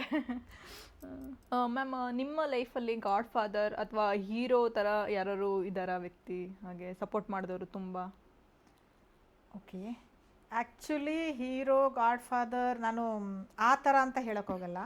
ಬಟ್ ನಮಗೆ ಎಸ್ಪೆಷಲಿ ಚಿಕ್ಕ ಮಕ್ಕಳಿಂದ ನಮ್ಮ ಪೇರೆಂಟ್ಸ್ ನಮಗೆ ಯಾವ ಥರ ಸಪೋರ್ಟ್ ಮಾಡಿರ್ತಾರೆ ಅಥವಾ ಆ ಥರ ಎನ್ಕರೇಜ್ ಮಾಡಿರ್ತಾರೆ, ನಾವು ಮಾಡಿದ ಪ್ಲಸ್ ಮೈನಸ್ನ ಅವ್ರು ಯಾವ ಥರ ತೊಗೊಂಡಿರ್ತಾರೆ ಅನ್ನೋದು ತುಂಬ ಇಂಪಾರ್ಟೆಂಟು. ಹೆಣ್ಮಕ್ಳು ಆಗಲಿ ಗಂಡು ಮಕ್ಕಳೇ ಆಗಲಿ, ಬೇಸ್ ನಮ್ಗೆ ಅಲ್ಲಿಂದನೇ ಆಗುತ್ತೆ. ನನಗೆ ಎಸ್ಪೆಷಲಿ ಹೇಳ್ಬೇಕಂದ್ರೆ ನಮ್ಮ ಪಪ್ಪ, ಮಮ್ಮಿ ನನಗೆ ಸಪೋರ್ಟ್ ಇದ್ದಾರೆ, ಅದಕ್ಕಿಂತ ಜಾಸ್ತಿ ನಮ್ಮ ಪಪ್ಪ ತುಂಬ ಸಪೋರ್ಟಿವ್. ಡ್ಯಾಡಿ ಅಂದ್ರೆ ನಾನು ಏನೇ ಮಾಡಿದ್ರು ಕೂಡ, ನಾವೇನೇ ಮಾಡಿ, ನಾವು 3 ಜನ ಹೆಣ್ಮಕ್ಳು, 3 ಜನಕ್ಕೂ ಕೂಡ ಡ್ಯಾಡಿ ಪ್ರತಿ ಒಂದ್ರಲ್ಲೂ ತುಂಬಾ ಸಪೋರ್ಟಿವ್ ಆಗಿ ನಿಂತ್ರು. ಯಾವ ತರ ಅಂದ್ರೆ ನಮ್ಮ ಅಂದ್ರೆ ತುಂಬಾ ಇಷ್ಟ ಡ್ಯಾಡಿಗೆ. ಇವನ್ ನಾವು ತಪ್ಪು ಮಾಡಿದ್ರು ಕೂಡ ಅವ್ರು ಅದನ್ನ ಇದ್ ಮಾಡಲ್ಲ. ಅಮ್ಮ ಬೈದ್ರು ಕೂಡ, ಅಮ್ಮ ಹೊಡೆದ್ರು ಕೂಡ ಅಪ್ಪ ಬಿಡ್ತಾ ಇರ್ಲಿಲ್ಲ, ಓಕೆನಾ. ಆ ತರ ಅಮ್ಮ ಪಕ್ಕ ಒಂಥರ ಸ್ಟ್ರಿಕ್ಟ್, ಆಯ್ತಾ. ಪಪ್ಪ ಆತರ ಇಲ್ಲ. ನಮ್ಮ ಮಕ್ಳು ಕಣ್ಣಲ್ಲಿ ನೀರ್ ಬರಬಾರ್ದು, ಮಕ್ಳು ಅಳಬಾರ್ದು, ಆ ತರದೊಂದು. ಆಮೇಲೆ ಬಾಲ್ಯ ಕಳೆದು ಹಾಗೆ ಕಾಲೇಜು ಮುಂದೆ ಬಂದ ತಕ್ಷಣ ಕೂಡ ನಮ್ ಏನೇ ಫೇಸ್ ಮಾಡೋರು ಲೈಫಲ್ಲಿ, ಆಮೇಲೆ ಚಾಲೆಂಜಸ್ ಗಳು ಬರ್ತಾ ಇರುತ್ತೆ. ಡ್ಯಾಡಿ ಯಾವಾಗ್ಲೂ ನಮ್ ಜೊತೆ ಇದ್ರು. ಆ ಕಾನ್ಫಿಡೆನ್ಸ್ ಇರುತ್ತಲ್ಲ, ಪೇರೆಂಟ್ಸ್ ನಮ್ ಜೊತೆ ಇದಾರೆ ಅನ್ನೋ ಕಾನ್ಫಿಡೆನ್ಸ್ ಇರ್ತಾರೆ. ನೀವು ಲೈಫಲ್ಲಿ ಮುಂದೆ ಅಚೀವ್ ಮಾಡೋದಕ್ಕೂ ಏನ್ ಮಾಡ್ಬೇಕಾದ್ರೂ ನಿಮ್ಗೆ ಅಲ್ಲಿ ಕಾನ್ಫಿಡೆನ್ಸ್ ಬರುತ್ತೆ. ನೀವು ಮುಂದೆ ತಪ್ಪಾದ್ರೂ ಪರವಾಗಿಲ್ಲ, ನಮ್ ಪೇರೆಂಟ್ಸ್ ಅರ್ಥ ಮಾಡ್ಕೊಂತಾರೆ. ಅಂಡ್ ತಪ್ಪಾದ್ರೂ ಪರವಾಗಿಲ್ಲ, ಅವ್ರು ನಮ್ ಜೊತೆ ನಿಲ್ತಾರೆ ಅಂತ ನಮ್ಗೆ ಗೊತ್ತಿದ್ದಾಗ ನಾವೇನ್ ಮಾಡ್ತೀವಿ, ತಪ್ಪುಗಳನ್ನು ಅಂದ್ರೆ ಏನೇ ಹೆಜ್ಜೆ ಇಡ್ಬೇಕಾದ್ರೂ ಧೈರ್ಯವಾಗಿ ಹಿಡ್ತೀವಿ. ಇಲ್ಲಾಂದ್ರೆ ಭಯ ಇರುತ್ತೆ ನಮ್ಗೆ, ಏನೋ ಒಂದು ಆಗ್ಬಿಟ್ರೆ ಮತ್ತೆ ಅವ್ರು ನಮ್ಗೆ ಬೈತಾರೆ, ಏನಾದ್ರು ಇದ್ ಮಾಡ್ತಾರೆ ಅಂತ. ಇದು ಆ ತರ ಇರೋದಿಲ್ಲ. ಬಟ್ ನಾವು ಮಾಡಲ್ಲ ಅನ್ನೋ ನಂಬಿಕೆ ಅವ್ರಿಗೂ ಇರುತ್ತೆ, ಕರೆಕ್ಟ್ ಆಗಿ ಮಾಡ್ತಾರೆ. ಆದ್ರೂ ಒಂದು ಸ್ವಲ್ಪ ಆ ಕಡೆ ಈ ಕಡೆ ಆದ್ರೂ ಕೂಡ ಅವರು ಇದ್ ಮಾಡ್ತಿರ್ಲಿಲ್ಲ. ಡ್ಯಾಡಿ ಇವನ್ ಎಜುಕೇಶನ್ ಆಗ್ಲಿ ಜಾಬ್ ಆಗ್ಲಿ ಎಲ್ಲ ಜೊತೆಗಿದ್ರು. ಆಫ್ಟರ್ ಮ್ಯಾರೇಜ್ ಆಲ್ಸೋ ಡ್ಯಾಡಿ ನಮ್ ಜೊತೆನೇ ಇದ್ರು, ಅಪ್ಪ ಅಮ್ಮ. ಇವಾಗ 1 ವರ್ಷದಿಂದ ಡ್ಯಾಡಿ ಇಲ್ಲ. ಬಟ್ ತುಂಬಾ ತುಂಬಾ ಮಿಸ್ ಮಾಡ್ಕೊಂಡು, ತುಂಬಾ ಅಂದ್ರೆ ತುಂಬಾ, ನಾನು ಇವತ್ತು ರೀಚ್ ಆಗಿ ಇಲ್ಲಿ ಇದೀನಿ ಅಂದ್ರೆ ಅದ್ರಲ್ಲಿ ಡ್ಯಾಡಿ ತುಂಬಾ, ಇವಾಗ್ಲೂ ನಾನು ಇಲ್ಲೆಲ್ಲೋ ಇರ್ತಾರೆ ಅಂತಾನೆ ಒಂದು ಫೀಲ್ ಮಾಡ್ತಾ ಇರ್ತೀನಿ. ಯಾಕಂದ್ರೆ ತುಂಬಾ ಅವ್ರು ನನ್ನ ಜೊತೆ ತುಂಬಾ ಕನೆಕ್ಟ್ ನಮ್ಗೆ. ನಾನು ಈ ಮಕ್ಕಳನ್ನು ಕೂಡ ಮದುವೆ ಆದ್ಮೇಲೆ ನಾನು ಹೇಳಿದ್ನಲ್ಲ, ಇವಾಗ ನಾನು ಒಂದು ಅಮ್ಮನಾಗಿ, ಒಂದು ಆಫೀಸಲ್ಲಿ ಕೆಲಸ, ಅಕೌಂಟ್ಸ್ ಇದಾಗಿ, ಫಿಲಿಮು ನೋಡ್ಕೊಂಡು, ಮನೆ ನೋಡ್ಕೊಂಡು ಇರ್ಬೇಕು ಅಂದ್ರೆ ಅದ್ರಲ್ಲಿ ಪೇರೆಂಟ್ಸ್ ಸಪೋರ್ಟ್ ನಂಗೆ ತುಂಬಾನೇ ಇದೆ. ನಮ್ ಡ್ಯಾಡಿನ ನಾನು ನನಗೆ ಯಾರು ಹೀರೋ ಅಂದ್ರೆ ನಮ್ ಡ್ಯಾಡಿ ಅಂತೀನಿ ನಾನು. ನಂಗೆ ತುಂಬಾ ಅಷ್ಟು ಡ್ಯಾಡಿ, ನಮ್ ಡ್ಯಾಡಿನೇ ನನ್ ಹೀರೋ. ಅವಾಗ್ಲೂ ಅಷ್ಟೇ, ಈಗ್ಲೂ ಅಷ್ಟೇ. ಇವಾಗ ಡ್ಯಾಡಿ ಇಲ್ಲ ಅಂದ್ರೆ ನಂಗೆ ಅನ್ಸುತ್ತೆ ಎಲ್ಲೋ ಇದ್ಕೊಂಡು ವಿಶ್ ಮಾಡ್ತಾರೆ ಅನ್ನೋ ತರ ಒಂದು ಫೀಲ್ ನಂಗೆ. ಸೊ ಮಕ್ಕಳನ್ನೆಲ್ಲ ಅವರೇ ನೋಡ್ಕೊಳ್ಳೋರು. ನಾನು ಆಫೀಸ್ಗೆ ಅಂತ ಬರ್ತಾ ಇದ್ದೀನಿ, ಮೂವಿಗೆ ಅಂತ ಹೋಗ್ತಾ ಇದೀವಿ, ಶೂಟಿಂಗು ಅದು ಇದು ಕೆಲಸಗಳು ಎಲ್ಲ ಇರುತ್ತೆ, ಹೊರಗೆ ಬರೋದು. ಮಮ್ಮಿ ಡ್ಯಾಡಿನೇ ಮಕ್ಕಳನ್ನೆಲ್ಲ ಒಂದು ಪಿಕಪ್ ಇರ್ಬೋದು, ಸ್ಕೂಲಿಂದ ಡ್ರಾಪ್ ಇರೋದು, ಮಕ್ಕಳು ನೋಡ್ಕೊಳ್ಳೋದು ಎಲ್ಲ ಸಪೋರ್ಟ್ ಫುಲ್ ಮ್ಯಾನೇಜ್ ಮಾಡೋರು ಮನೇನೆ. ಹಂಗಾಗಿ ನಮ್ಗೆ ಟೆನ್ಷನ್ ಆಗ್ತಿರ್ಲಿಲ್ಲ. ನೀವು ಮಾಡೋದೆಲ್ಲ ಅವರೇ ಹ್ಯಾಂಡಲ್ ಮಾಡೋದ್ರಿಂದ ನಮಗೊಂಥರ ಇಲ್ಲಿ ತನಕ ಇವಾಗ ಡ್ಯಾಡಿ ಇಲ್ದಿದೆ ಗೊತ್ತಾಗ್ತಿದೆ ಎಷ್ಟು ಕಷ್ಟ ಆಗ್ತಿದೆ ಇವಾಗ ನಮ್ಗೆ. ಇವಾಗ ನೋಡಿ 1-2 years ಇಂದ ನಾನು ಯಾವ ಮೂವಿ ಕೂಡ ನಾನು ಇನ್ನ ಸ್ಟಾರ್ಟೇ ಮಾಡಿಲ್ಲ. ನಾವೆಲ್ಲಾನು ಯೋಚನೆ ಮಾಡ್ಬೇಕಾಗತ್ತೆ. ಅವಾಗ ಅವ್ರು ಮ್ಯಾನೇಜ್ ಮಾಡೋರು, ಇವಾಗ ಅವ್ರು ಇರಿದಾಗ ನಾವು ಎಲ್ಲಾನು ಮ್ಯಾನೇಜ್ ಮಾಡ್ಬೇಕಾದ್ರೆ ಪ್ರತಿಯೊಂದು ಪ್ಲಾನ್ ಮಾಡ್ಕೊಬೇಕಾಗತ್ತೆ.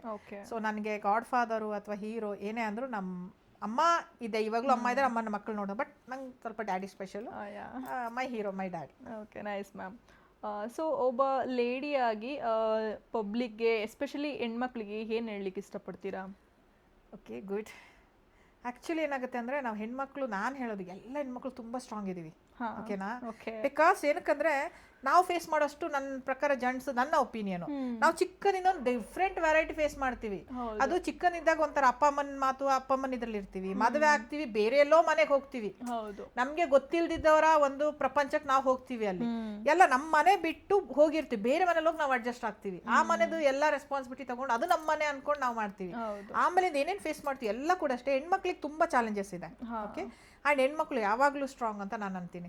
ಇವನ್ ಅದು ಎಲ್ಲರೂ, ಇವಾಗ ನಾನು ಫಿಲ್ಮ್ ಇಂಡಸ್ಟ್ರಿಗೆ ಬಂದಿದ್ದೀನಿ, ಏನೋ ಸ್ವಲ್ಪ ರೆಕಗ್ನೇಷನ್ ಆಗಿದೆ, ಅದ್ರ ಒಂದು ಪಾರ್ಟ್. ಅದರದ್ದೇನು ಒಂದು ಹೌಸ್ ವೈಫ್ ಆದ್ರೂ ಕೂಡ ನಾನು ಅವ್ರಿಗೆ ಅಷ್ಟೇ ಇದು ಹೇಳ್ತೀನಿ, ಹೌಸ್ ಆಫ್ ಆಗಿರೋದು ಕೂಡ ಅಷ್ಟು ಈಸಿ ಇರಲ್ಲ. ಪ್ರತಿ ಮ್ಯಾನೇಜ್ಮೆಂಟ್, ಮಕ್ಕಳು ನೋಡ್ಕೊ, ಮನೇಲಿ ನೋಡ್ಕೊ, ಗಂಡನ ನೋಡ್ಕೊ, ಅತ್ತೆ ಮಾವದ ಅವ್ರು ನೋಡ್ಕೊ, ನಾದ್ನಿ ಅವರಿದ್ರೆ ಅವ್ರು ನೋಡ್ಕೊ, ಪ್ರತಿ ಎಲ್ಲಾನು ಮ್ಯಾನೇಜ್ ಮಾಡ್ಬೇಕು. ಆಕ್ಚುಲಿ ಅವರು ಕೂಡ ಅವ್ರು ಏನ್ ಡೈಲಿ ಡೇ ಟು ಡೇ ಅವ್ರದ್ದು ಒಂದು ಸಾಧನೆನೇ ಅದು.